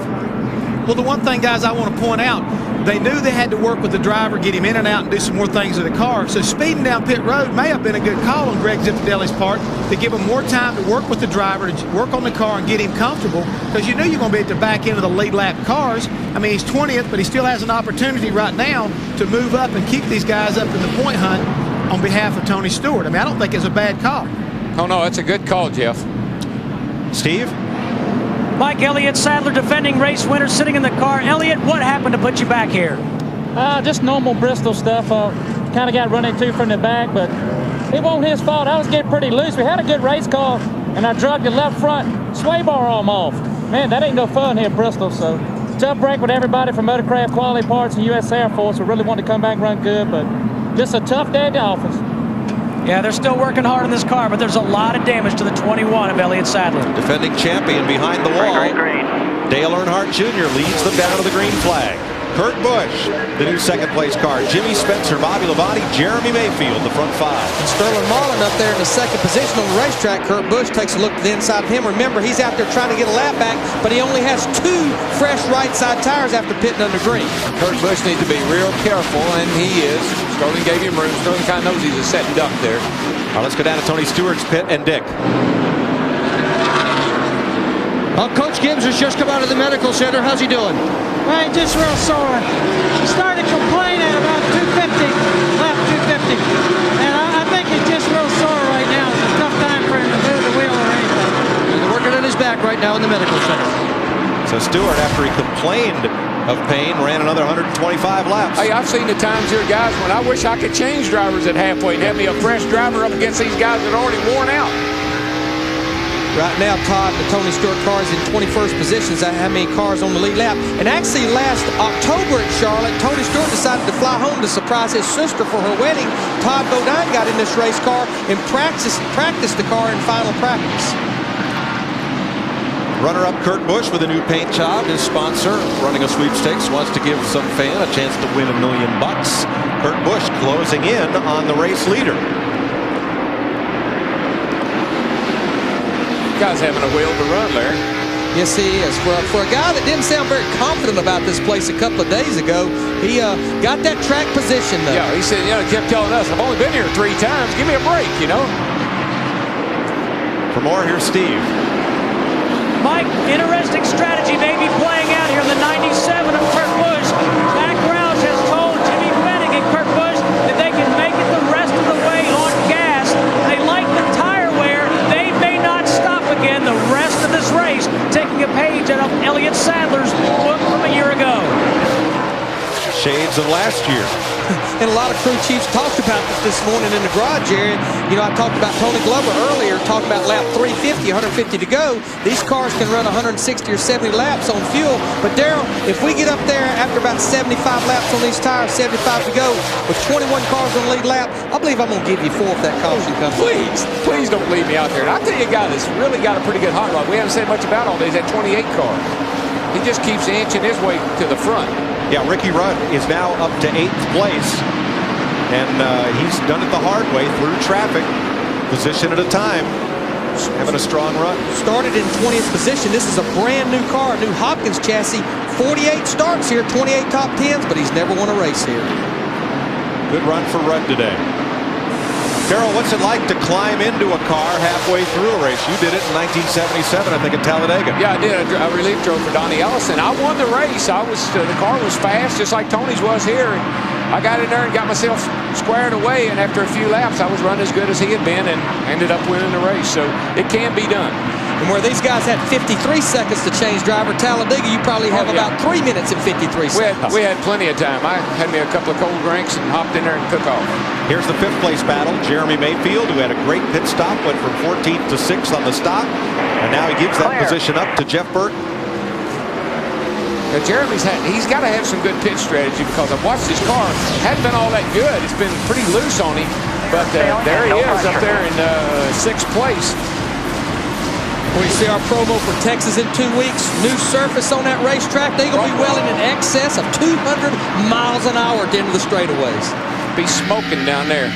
We'll find out who's got downforce and horsepower down there. Better believe it. It's going to take 2 weeks to get ready for Texas after today. And that's just about the cars. We'll have to find out a few things about the drivers, too. 112 laps to go in the Food City 500 at Bristol. Dale Earnhardt Jr. leading Kurt Busch by a narrow margin. There you see the battle for 6th place. Rusty Wallace, 9-time winner here, closing up on Jeremy Mayfield. 12 cautions so far. See if we can stay green for a while. 400 laps go up on the board at Bristol, Tennessee. 100 to go. Dale Earnhardt Jr. is just that far ahead of Kurt Busch. Yeah, and Kurt Busch is fixing to POD. POD on Dale. All right, what we're seeing right here, we're looking at the miles per hour in interval between Earnhardt Jr. and Busch, and this would be at the end of the backstretch at the highest RPMs. There you see the frozen right there, pretty close, and we're seeing that on the stopwatch as well. Both of them running about a 16.5 per lap. Junior gets through traffic just a teeny bit better. Here you see Kurt Busch about a third of a tenth behind Dale Earnhardt Jr. right on his rear bumper. We'll look at the same split again. Kurt Busch almost a mile an hour faster that time, that lap. As soon as he gets back and can get clear track, he's faster than Dale. Now, can he get around him? That's the thing. But I believe if Dale makes a mistake, he's going to get him. All right, there you see down to a quarter of a tenth. Let's look at it one more time down the backstretch. A lot quicker that time. He's packing that thing in the third turn. Let me tell you why, because he's looking in his rearview mirror. But in defense of Dale Earnhardt Jr. that time, he ran up on the lap car of Buckshot Jones. That slowed him down a bunch. He got to go, though, because Spence is closing in fast on both of them. I think Dale Jr. is holding up the 97 car, allowing Spencer to catch up. But Dale Earnhardt Jr. is protecting the bottom of that racetrack. It's just going to be hard to pass him on the outside unless he uses lap traffic as a pit. You know how you do that? You get him looking in the mirror. You'll go right by him. As he looks back, and he'll go up the hill, and you'll go by him. Now, there's a number of ways to get him looking in the mirror, by the way. You're clear, you're clear. The modifieds, a great short tracker named Eddie Flemke used to have a trick. He'd hold the wheel with his knee and make a sudden movement with his hands. The driver ahead, be looking in his mirror, would go that way, would go the way Eddie's hands went. He'd go by on the other side. Anytime you're looking back, you're losing time. Right. But Dale, I believe you're right. He's much faster than Dale Earnhardt Jr. You look at the nose of this race car right here, Kurt Busch, the 97, and we've not heard anything about it for 3 days here. Race number 6, aerodynamics, forget it. Whoa, chassis, Park, drive. Front straightaway, Park and Stacy Compton. Caution is on the speedway. The 2 cars that were involved in the crash last week at Darlington go spinning to bring out our 13th caution. What a break for Todd Bodine and Tony Stewart car. He was about 2 seconds away from being lapped. Todd's having a heck of a time with that car. He's just been all over the racetrack. It's real loose with him. But he's got enough time in it now. He can tell Greg Cimpadelli and those guys what he needs, and they can make some adjustments on this pit stop. Tighten me up, please. Park trying to get rolling. That's just the difference in driver style. Some drivers like for the front tires to be sliding a little bit. Some like the rear ones. Okay, DW, tell me what that car's doing, buddy. 49 laps since we went racing. I'm sure I want to give up track position, but I'd like to get my last set of tires on here right now. If I'm at the front, I don't think I am, but if the back of the lead lap cars, I believe we will. Car's okay. Give me some ice. Here's what happened to bring out this 13th caution.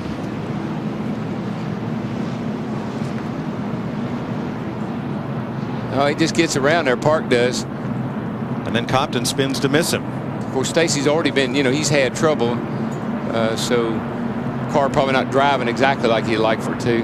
By the way, that incident last week where Park was the leader trying to lap Stacy Compton, upon further review, Park accepts full blame for what happened. Just a little impatient, as he said. And right now, they just now opened pit road for the leaders, so we'll see who's going to fold them and who's going to deal them. We got 100 laps left. We got 90 laps to go. I don't think I'm going to stay out there on those old tires.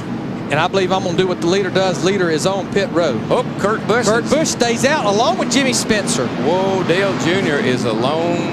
He's in the lonesome valley. Yep, Bobby Labonte comes in. Jeff Burton, Rusty Wallace. got a wall. Jimmy Johnson, Kevin Harvick pit. So does Mike Skinner. Steve? Mike Dale Earnhardt Jr. told Tony Eury Jr. and Sr. that he was spinning his tires a little bit coming off the corner. Tony Eury Jr. made an air pressure adjustment. Tony Eury Jr. on the front tires, Steve Wolf on the rear. Dale Earnhardt Jr. is back onto the racetrack. Rusty Wallace is in, Kevin Harvick, Mike Skinner. And I believe that's a good move, though, Mike, because Dale Jr. wasn't as fast as Kurt Busch. And I don't think he was as fast as Jimmy Spencer. So he had to come in, Dick. Well, Rusty Wallace came in because he was not getting the bite he wanted off the corner. They had decided if the leaders came in, they would pit. And in the rear tires, they were going to drop a pound out of both of them to try to fix that problem. Just a moment ago over the radio, just before that pit stop, Billy Werberman came on and said it's 50-50. I don't know what to do. Mark Martin pitted. So did Ricky Craven, Terry Labonte, Todd Bodine, and Dave Blaney. So we're under caution yet again. 13th yellow of the day. A very strung out restart. We did not expect Kurt Busch to pit. They intended to go all the way on their tires. The 7 cars behind him did not pit. Jimmy Spencer, Jeremy Mayfield, Ricky Rudd, Jerry Nadeau, Matt Kenseth, and Kyle Petty. None of those drivers pitted under this caution. There you see the Fox tracks right there. Jimmy Spencer in second, about a half a tenth behind leader Kurt Busch.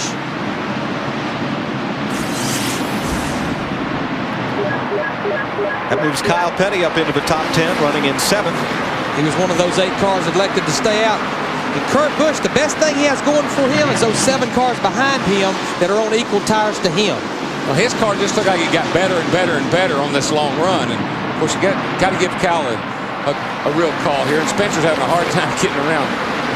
Well, Kyle probably knows he's going to lose some positions, but you got to give him credit for hanging out, still being on the lead lap. He's done a good job of 4/5 of the way through this race. Back, buddy. Both Steve Park and Stacy Compton returned to the race after that spin. Let's get out of the leader's pit, Steve. Mike, with Jimmy Fennick. Jimmy, tell us about your decision not to pit. Well, based on last time here with Elliott Sadler, Goodyear made an excellent tire here, and I think that's the way to go. So we just decided to stay out of the game. Kurt Busch, sophomore driver, trying to make those tires last for another 80 laps. And it's just like he said, they're looking back at what happened here last year. This is the same way Elliott Sadler won the race. Worked then, ought to work now. What they need to do, though, is throttle him back just a little bit and save something for the end here. Now, you don't want to use your stuff all up. All right, but Jimmy Spencer is coming, Matt. And he's got less than 80 laps to get him. Like, really, Jimmy and his crew chief, Doug Randolph, went back and forth on whether to pit or not, but Jimmy just said the car, it feels awfully well on old tires. He said, let's take our chances. The car feels good. I really like the way it comes up off the corner. And remember, yesterday, Spencer nearly won the Busch Series race here in Bristol. He has one Busch win here in Thunder Valley. Would love to have a Winston Cup win. Hasn't won in nearly 8 years. He has a lot of motivation in that cockpit today. Well, he really does, because his teammates won 2 races, and I know that he'd like to add his name to the win list. Spencer missed the Daytona 500, so he comes here only 35th in points. All right, what we're going to do, we're going to check the miles per hour on Kurt Busch lead the race. Dale Earnhardt Jr., who is back in 8th. That's old tires versus fresh tires. This will basically be at the end of the front stretch. Kurt Busch, 125 miles an hour. Dale Earnhardt Jr., 2 miles an hour faster. So that's fresh tires, Dale. And where Kurt Busch is going to need those fresh tires, he's fine right now. He's by himself. When he has to start manipulating that lap traffic, maneuvering that race car. Coming up off the corner underneath somebody and having a grip to get on by him, that's going to be the problem. All right, into the front stretch right there. See Dale Earnhardt Jr. still almost a mile an hour faster that lap, about a half a second behind.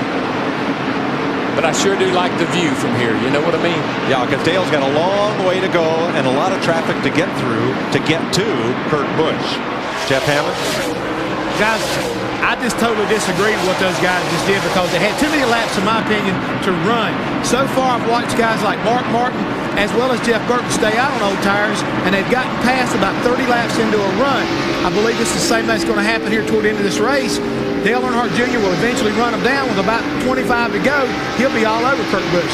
Junior just got past the 7th place car, Kyle Petty, who did not stop. Everybody in front of Junior right now did not stop for tires. All position. There's the interval. Yeah, and I can't totally disagree with Jeff, but Jeff, Kurt Busch is coming off turn 4 right now. He's at the line right now, and Junior's just entering turn 3. So he's going to have to slow down a whole lot. So, Darrell, you'd rather have track position than tires? I like being out front this late in a race. Right. I can breathe a little easier. These laps wind down in a hurry when he gets to this point. Oh, yeah. They go by. The first thing you know, you just look over and there's 20 to go.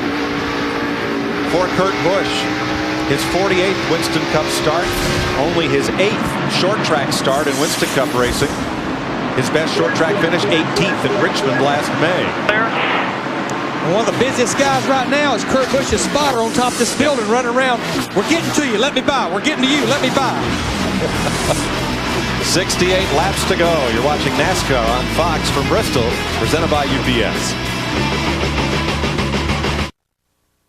NASCAR Winston Cup Series on Fox, presented by UPS, is brought to you by UPS, official delivery company of NASCAR. We want to race the truck. People love the truck.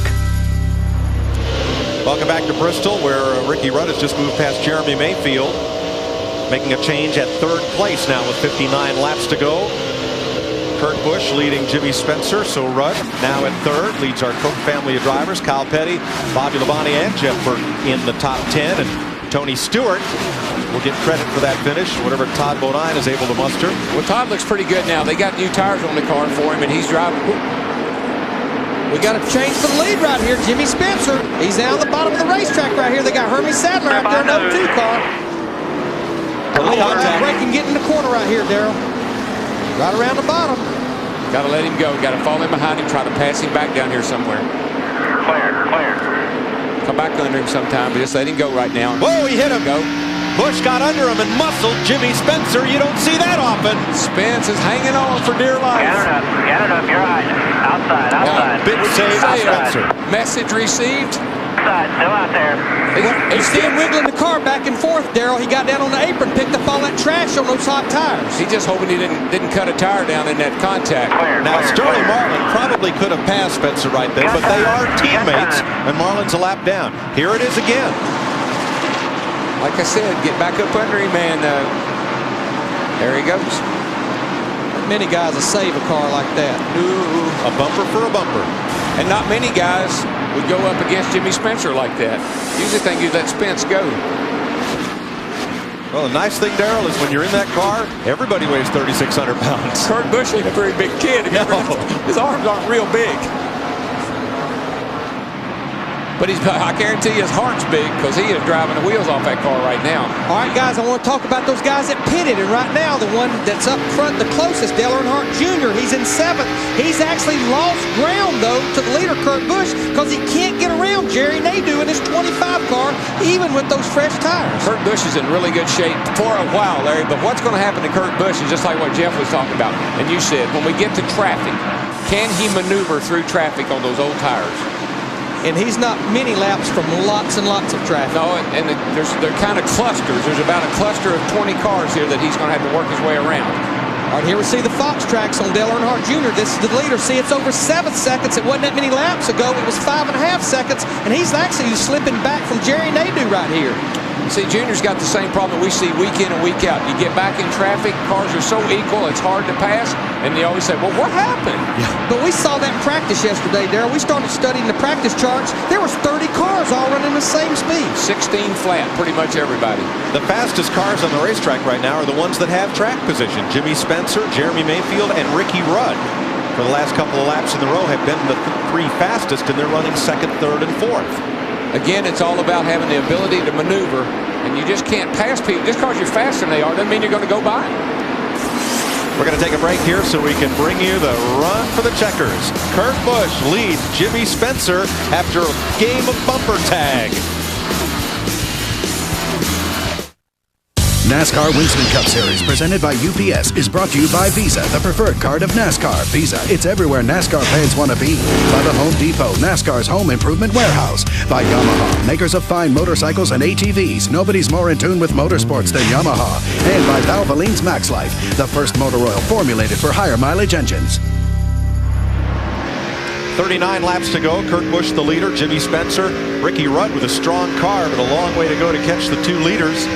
Pole sitter Jeff Gordon brought out a caution at 1/3 distance, spun up into the wall. He's back running 24th. Only 3 cars in the garage: Sadler, Trickle, and Nemechek. And Jeff Burton in 99, he was on the lead lap in the top 10, started falling back, and he's come to the pits here with 38 laps to go. Steve Burns. Well, there we saw the crew jump to the wall all of a sudden. They don't know exactly what's wrong. They don't know if he has a vibration, but they had to come in and give him 4 new tires late in the race. So, guys, you know what this is going to be about, don't you? Hundreds. Kurt Busch's spotter's over saying, how many hundreds will it take for you to get out of my way? Whoa, Todd Bodine just about got turned around by the 36.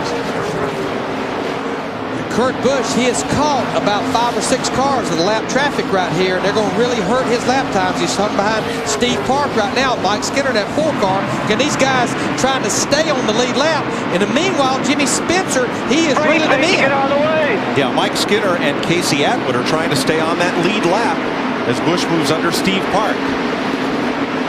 There you see on the Fox tracks, their interval's really closing right there. Again, Kurt Busch is caught behind those cars and can't get by them. And what happens is you need to be able to come off the corner wide open, but you got to have the whole racetrack to do it. And these guys are taking your line away. And here comes Big Jim. Yeah, but he's got to pass those same cars, Darrell. Yeah, but Diamond Jim's making it through a little easier. Looks to me like. We got the report from the 99 Jeff Burton. It was a flat tire that he had here under green.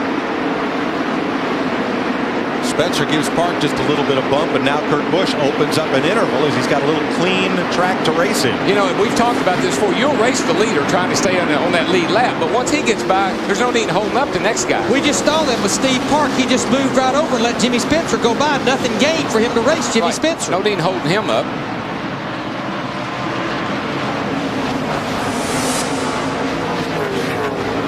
Steve?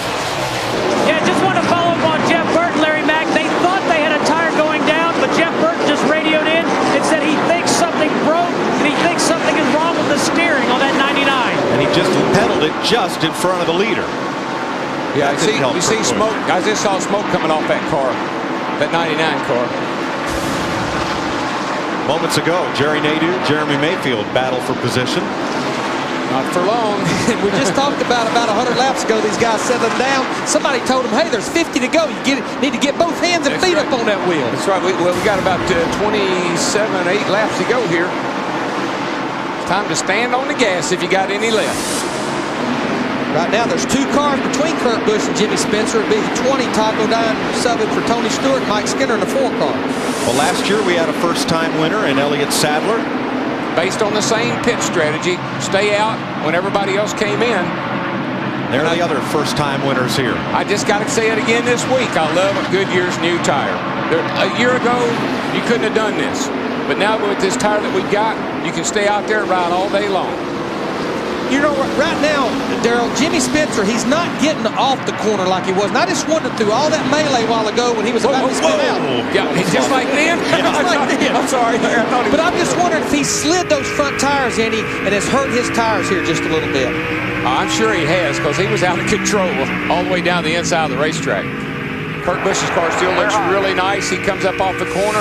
He's able to make the passes, and that's what he's got to be able to do. For 25 more laps.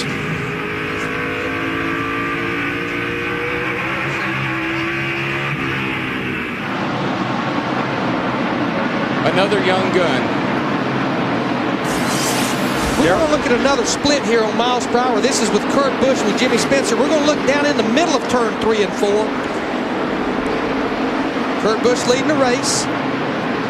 Down the middle of 3 and 4, 102 miles an hour. Jimmy Spencer, 3 miles an hour faster right there in the middle of the corner. Now, this kind of reminds me of that crew chief thing when y'all call me and say I'm catching the leader, and I say, bam, how come he seems like I can't see him as good as I could a while ago? He's getting smaller.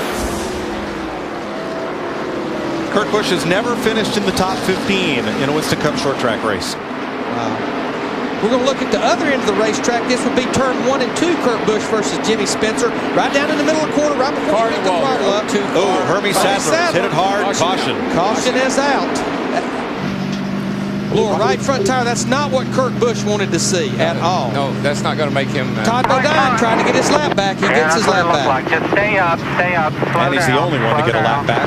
Mike Skinner tried, but came up short. There's a bunch of cars coming. You can stop right there until they come by, and I'll turn you down pit road. Well, now what do we do? Well, your bed's made. Your bed's made. You got to lay in it. You got 20 laps to go. You got a right front go down, and it's... Here's what happened to the Little Trees car, Hermie Sadler.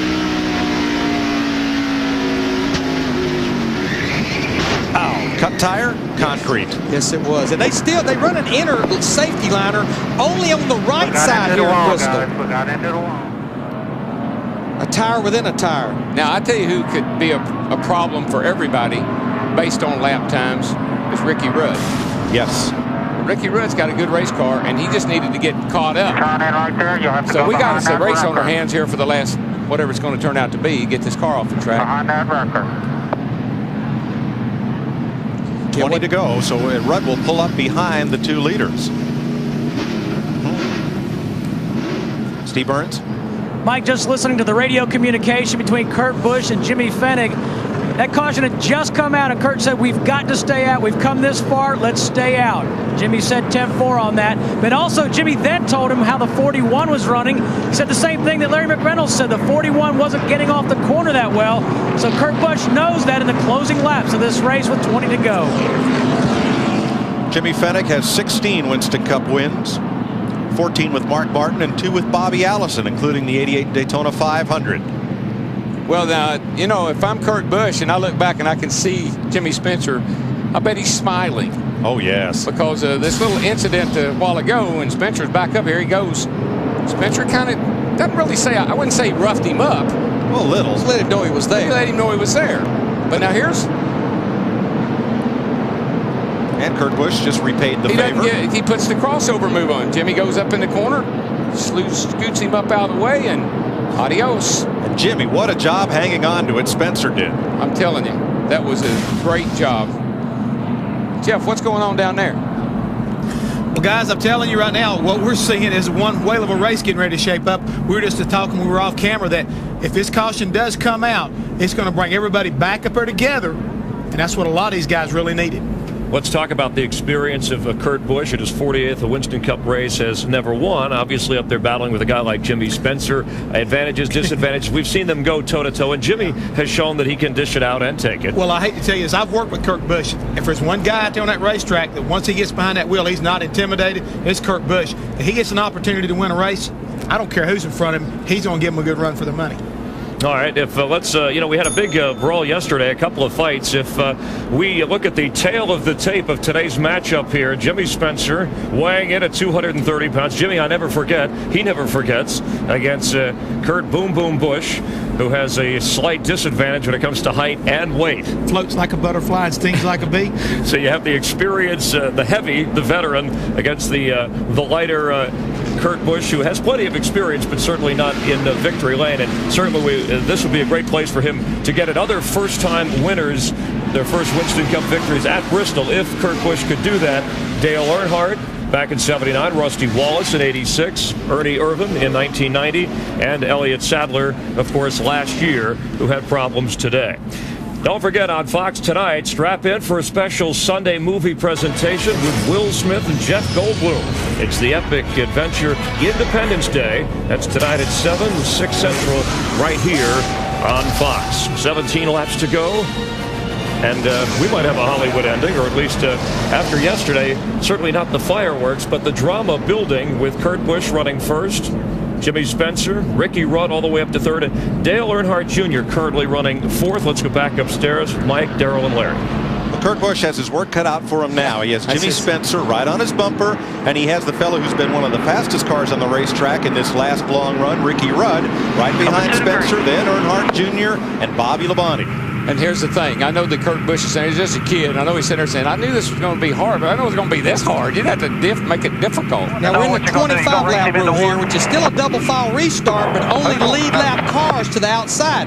Dale Earnhardt Jr. in fourth. He's the one that has the freshest tires, but it's like restarting this race in eighth because of the lap cars on the inside. Very important to get off to a good start here. Don't spin the tires and get Spencer up in the back of you. I've seen that happen a couple times here. Going to be good shape here for a few laps. Then you're going to catch up with the back of the field. Got a good start. Good clean start. Now, Sterling Marlin does not challenge to get his lap back because he allows his teammate, Jimmy Spencer, to go through to try to challenge Kurt Busch. But he will challenge Ricky Rudd for third. Came right up in front of Ricky Rudd. Absolutely. So it's a two-man battle right here. Kurt Busch's car still looks pretty good, Larry. There's no traffic. No traffic, and he should not get to lap traffic with 13 to go next time by. That's going to be the key. If he can stay out of lap traffic, get clear sailing. I believe he's a little quicker than Jimmy. Just drive. Don't look back. Drive your line. Hit your marks. All the things that you guys tell us all the time. Right there, turn 1 and 2. Jimmy Spencer's not being able to get back to that throttle like Kurt Busch. He drives it down in the corner, but he can't get off the corner.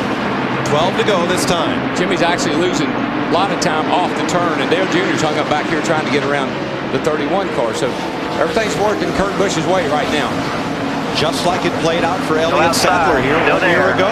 Not so sure the caution wasn't a good thing, Larry. Cool the tires off, let him get his breath, think it over, have at it. When you're on that hot of tires, definitely a little cool down period. Don't help him none at all. Hurt him none at all. Still there. Matt? Mike, under that caution, Jimmy Spencer told his crew chief, Doug Randolph, I feel like I've used up all the tires. He said, don't worry about it. Maybe they'll cool down under this caution. Doesn't appear so, Mike. Well, second's going to be nothing to be ashamed of. Well, I don't know about second because that 28 car is there. Well, Sterling is the jam car right between them. I think Rudd's going to have a hard time getting to Spencer. I believe NASCAR will probably suggest to Sterling that he moves out of the way. Well, they continue to wave the blue flag with the yellow cross, which means your lap car leaders are coming. Move out of the way. Oh, that was almost a wreck all over the place. Big traffic jam here on turn 4. Everybody had their tires smoking. Some from being sideways, some from blocking them down. Bobby Hamilton had trouble. Everybody did get through. 8 laps to go. Meanwhile, Ricky Rudd in the 28 car, he gets by Sterling Marlin, so he's got his sights set on Jimmy Spencer right now. Really pulls up on him here off turn 2. Really quick through the center of the corner, and that's just a product of better tires, I believe. Well, I like where Kurt Busch is at right now. He's got almost a second lead on these boys. 8 laps to go. And Rudd's sitting there saying, if I just had another 10 or 20 laps. Kurt Busch is in the driver's seat right now, boys. Coming around, it'll be 6 to go this time by. And right now, Jimmy Spencer's just playing defense, trying to protect second place on the bottom of the racetrack. And those magic words, I love them. You're 2 seconds faster, or 2/10 faster than the guy behind you, and you're pulling away. Oh, it is a beautiful thing. 5 to go, and you're pulling away. Kurt Busch started 27th. Ricky Rudd has all but caught Jimmy Spencer now.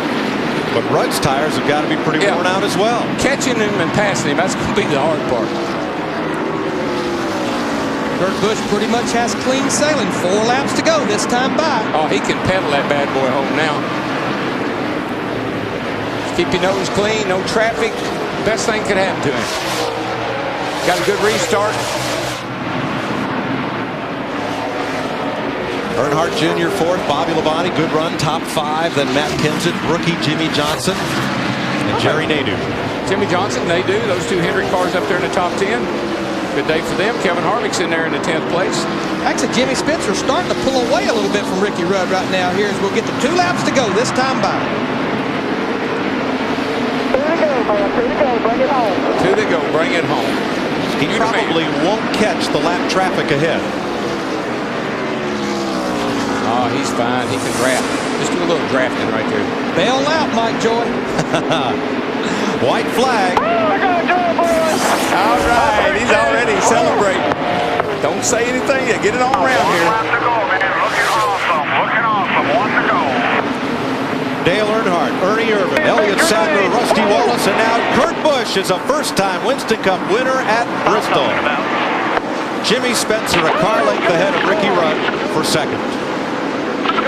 Good car. In his 48th start, Kurt Busch gets his first win. It's only his third race at Bristol and his first top 20 finish here. And he becomes the 5th winner in 2002 in 6 races. And I'm so proud for Jimmy Fenning, his crew chief. He was Mark Martin's crew chief. They've not won a race since back in April of 2000. I believe Steve Burns is with him right now. Yeah, with a happy Jimmy Fennig. Gutsy call to stay out there, Jimmy. What does this mean to you? I'll tell you, this team's they've been working hard all year. You know, we've been close, but I'll tell you, Kurt did an awesome job. He's the man. A lot of laps to stay out on those tires and not come in. Yeah, but Goodyear's got a good tire. I'm telling you, Rick Campbell and them guys, my hat's off to Goodyear. Love them. Notice anything from last year when Elliott Sadler won the same way? Yeah, everybody should have paid attention. Congratulations. Thank you. Kurt Busch salutes the crowd. He is a happy camper. 155,000 people here today, and I'll bet no more than 100 left before the checkered flag. And Robbie what are they doing here? gets in the back of Junior. What happened was the 31 car raced the 8 car all those last few laps there and held him up. And Dale Jr. got into him back here coming down pit road. And Robbie just turned him around. Boy, that first win, Darrell. You remember that first win, buddy? Nashville, Tennessee. Now, this is what you do at the short tracks. You come up and you see the starter, and you get the checkered flag, and you take it for a victory lap. That's the way you do it on the short tracks. That's right. Saturday night racing, you come around and you ride around carrying that checkered flag. Yeehaw! You think the starter will ever get that flag back? No. I doubt it. And here's a guy 2 years ago was in the Truck Series, and here he is, won his first Winston Cup race today. And 4 years ago was stocking shelves in the local supermarket in Las Vegas, his hometown. Oh, that's now, awesome. He's a Winston Cup winner. I like it. And you got to know something. Take Dick, go Dick, go Dick. All right, we got a little problem down here, little altercation with Dale Earnhardt Jr. and a couple of other folks. Dale, what's cooking? That 31 wouldn't get out of the way. Lap down, racing the leaders with 10 laps to go, but that's why it takes 3 or 4 times for him to finally get into the Winston Cup Series, because he don't pay attention, he don't know what he's doing. Wow, second fight in 2 days down here on pit road. Yeah, the second in 2 years here after the checkered flag at Bristol. Whammo. Last year it was Jeff Gordon and Tony Stewart. Hey, Rob, man, you tear shit up. This year it's Robbie Gordon and Earnhardt Jr. Yesterday it was everybody. But you heard the spotter right there, and I'm going to put my crew chief hat on. I don't like that, because there's a fabricator back at that shop now has to fix that race car. He bent the whole race and didn't bend it up too bad. We're going to debut the new Victory Lane building at Bristol. Kurt Busch goes past the inspection station. You reckon those dollar signs, those dollar bills are on there for a reason? He'll peel them off and take them to the bank. I told you it was going to be hundreds. Okay, now this is kind of new, folks. Instead of driving into Victory Lane, we're going to go up on top of this parking garage up atop the Goodyear building. Up on the roof. Up to Victory Lane. Look at all those guys following. Wait for us. Wait for us. Kurt Busch has worked his whole Winston Cup and his whole racing career to get right here into a Winston Cup Victory Lane. Second win this year for Jack Roush. Yep. Matt Kenseth at Rockingham. Kurt Busch at Bristol. What did he tell us? He's 23 years old? I think that's right. 23 years old. Won him a Winston Cup race. Not bad. Jimmy Fennig's 17th victory as a crew chief. 14 with Mark Martin and 2 with Bobby Allison at the Stavola Brothers team. And for the second straight year, this race has been won by a first-time winner. For the second straight year, there's a banging and collision on pit road post-race. It's just Bristol. What can you say? It's just Bristol. You're going to have a holding area.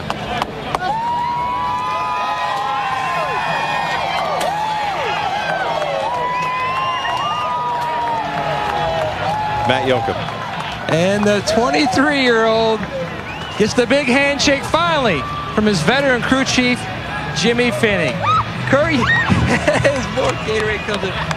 You have dreamed about this for a long time, my friend. Congratulations, you finally reached it. What's it feel like? This is unreal.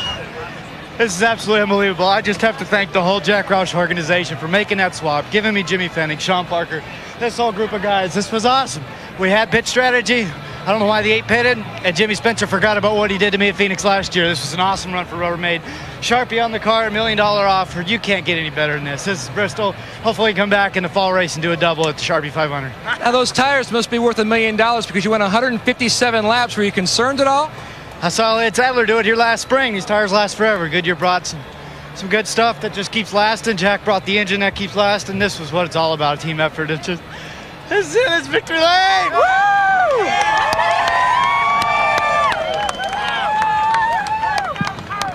How about Jimmy Bennett? Then another handshake by Jimmy Fennig. Steve Burns, 162 laps on one set of tires last year for Elliott Sadler. This year, 157 for a new first-time winner here in Bristol. Steve? All right, thanks, Matt. With Robbie Gordon. Robbie, what happened at the end of the race with Dale Earnhardt Jr.? I don't know why he would be running into me after the race. I mean, he's the one that knocked me sideways early, and he tried to run me into pit wall, so I hit him back. You know, we had a good car all day. Singular car was a good car. Jeff Gordon snookered me at the start. You know, that was unfortunate.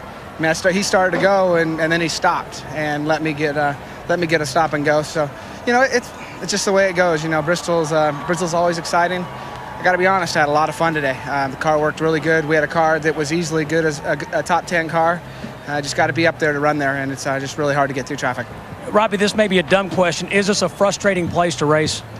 It is, because so many times you can be as a victim of circumstance. Like, I was running along just fine, and Dale Jr. decided to, you know, move me out of the groove. I lost 20 positions right there at that point. So, you know, I didn't quite understand why he did that early in the race, and then after the race, why he ran into me again on the side. So I don't know what I did to make him mad, but hey, nobody runs into me. All right, thanks, Robbie. Let's go to Dick Berggren. Well, Jimmy Spencer finished second. He hasn't smiled since he got here. What happened between you and the winner, Kurt Busch? Oh, he just smashed into the back bumper of my target car, but it had a big bullseye back there, and I guess he couldn't see too good, and he ends up winning the race that way. But I'll tell you, Team Target just ran really well today, and you know, I just think that it's pretty neat to come out of here with a top 5 finish. I felt like we should have had that last week also. The team is really, really strong, you know, and we'll get wins. There's no question in my mind we will, and the guys have done just an absolutely excellent job making calls on these cars, adjusting them, and we're getting better every week. Second time you finish here in second position at Bristol, Tennessee. Jimmy, everybody thinks you're going to win. What do you think? Oh, I know it. I think I'm going to win this year, and I'm going to win more than once, Dick. You know, I really truly believe that. But you can't race. There's a lot of things you can and can't do, and one thing you can't do is just beat and bang with people and knock them up out of the way, especially racing for the lead. And you know, I notice a lot of guys don't do that, and they're the Winston Cup champions, like myself and Gordon did earlier in the race. And I really admire him. Ray raced me, and I raced him. And some guys have to learn. They just have to learn the hard way. Okay, thanks, Jimmy. Mike? Thanks, Dick. Hope you've enjoyed our UPS post-race show here. We're going to need 2 weeks off to get ready for Texas. It's all of us, the whole circuit. Yeah, Saturday, yesterday, you know, big fights. Today, big fights. But that's what this place does. It's just so tense. Kurt Busch, Jimmy Spencer, Ricky Rudd for third, Earnhardt Jr., Bobby Labonte top 5. Gets his first top 5 ever at Bristol. Good run, Jimmy Johnson. Just keeps on every week. Top 5, top 10. They do there, and Rusty Wallace in the top 10 again. Mark Martin is up 11th. 18 cars finished on the lead Petty. lap. Good run. Best days. Lead lap all day. Tony Stewart with Todd Bodine finishes 15th. Well, it doesn't get a whole lot more exciting than this. 13 caution flags, 7 shy of the record, thank goodness. But only 4 cars ended up this race in the garage area. Here's Dick Berggren. Ricky Rudd started in 20th spot, finished in 3rd. Hey, are you mad at anybody, or are you happy? No, I'm happy to come from 20th at Bristol and not have a dent on the race car is just about impossible. That's the first time I've ever been able to do that. But we had a really fast race car. This Haviland Taurus ran good. You guys in the pits, great pit strategy all day. We weren't seen really until about 150 laps to go, and it was sort of intended that way. This car was very good on the racetrack. There was a lot of fast race cars today. This car was untested, brand new race car, and so I think we sort of know where our problems are, what to work on. So hopefully from here out we'll be playing some serious catch up. Congratulations, had a great run. To Chris Myers. All right, Sterling Marlin came in as the points leader, cut a tire. It hurt him in the big picture, Jeff Hammond. And no driver leading in points after 5 races has won a championship since Bobby Labonte in the last 8 seasons. And Ryan Newman taking a hit here as well. All right, Kurt Busch, you actually were his crew chief for 7 races. Kurt Busch, a 23-year-old, one of the young guns. His favorite band is Metallica. They have a song, Hero of the Day. He is the hero of this day. Retook the lead on lap 445, nudging the veteran Jimmy Spencer. As I said earlier, the guy cannot be intimidated. I was wrong about the pit call. Great job, Jimmy Fennig. But I knew this kid was going to win. Jack Rouse told me back when I did work with him, he's going to be a good race car driver. Better now. I think he's going to be a great race car driver, and Jimmy Fennick's going to make him that way. It took 48 races for Kurt Busch to finally win his first Winston Cup race, and he picked a great place to do it. As you said, fearless numerous times. Jeff, how about the incident afterwards? This is how it started when Dale Earnhardt Jr. bumped Robbie Gordon, and then after the race, Robbie Gordon retaliated. Well, again, this is Bristol. Earnhardt Jr. felt like he was done wrong. He didn't have an opportunity to come back. This is what happens. But I disagree with what these guys are doing. This race is over with. You got a problem with one another, get out and settle it man to man. This here is being disrespectful to the teams. You could hurt somebody on pit road, and I don't agree with that. All right, Tony Stewart again did start this race, was relieved by Todd Bodine, who wound up finishing 15th, helping Tony Stewart, the Joe Gibbs team, in the big picture in terms of the points race. All right, we're going to take a break next week, and we'll be back, though, live from Texas. We wish you a happy Easter week if we don't see you. But on April 5th, Friday, Winston Cup qualifying. That's on Fox Sports Net. Out in Texas where everything's big. Saturday, April 6th on FX, Winston Cup practice, followed by Busch Series Racing, presented by Old Spice. That's on Fox. And then Sunday, April 7th, start your race day with NASCAR this morning, presented by Smirnoff Ice. That's on Fox Sports Net, followed by the Samsung Radio Shack 500. Dale Jarrett, your defending champion in Texas. That's on Fox. The pre-race show, the NASCAR Victory Lane, wraps everything up. At UPS, the official, when you see that little brown truck come by, you know I'm going to tell you about the official delivery company of NASCAR, delivering a chance to win 4 tickets to the 2003 Daytona 500 on Fox by logging on to foxsports.com. The keyword, UPS Racing. And Kurt Busch, it was a matter of patience and survival. Finally, knowing what it feels like to be in victory lane in a Winston Cup race, and a big win for Roush Racing. Ford has won 4 of the last 5 races here in Bristol. Pamela Anderson at Kid Rock, part of the more than 150,000 fans that came out to enjoy. They saw Tony Stewart return to action. Jeff Gordon struggle again. Sterling Marlin hanging the points race, and Ryan Newman, the rookie, take a bit of a beating. Our thanks to Director Artie Kempner, producer Neil Goldberg, tip producer Pam Miller, coordinating producers NASCAR Richie Zion, senior producer Bill Brown, Ed Gord, and David Hill.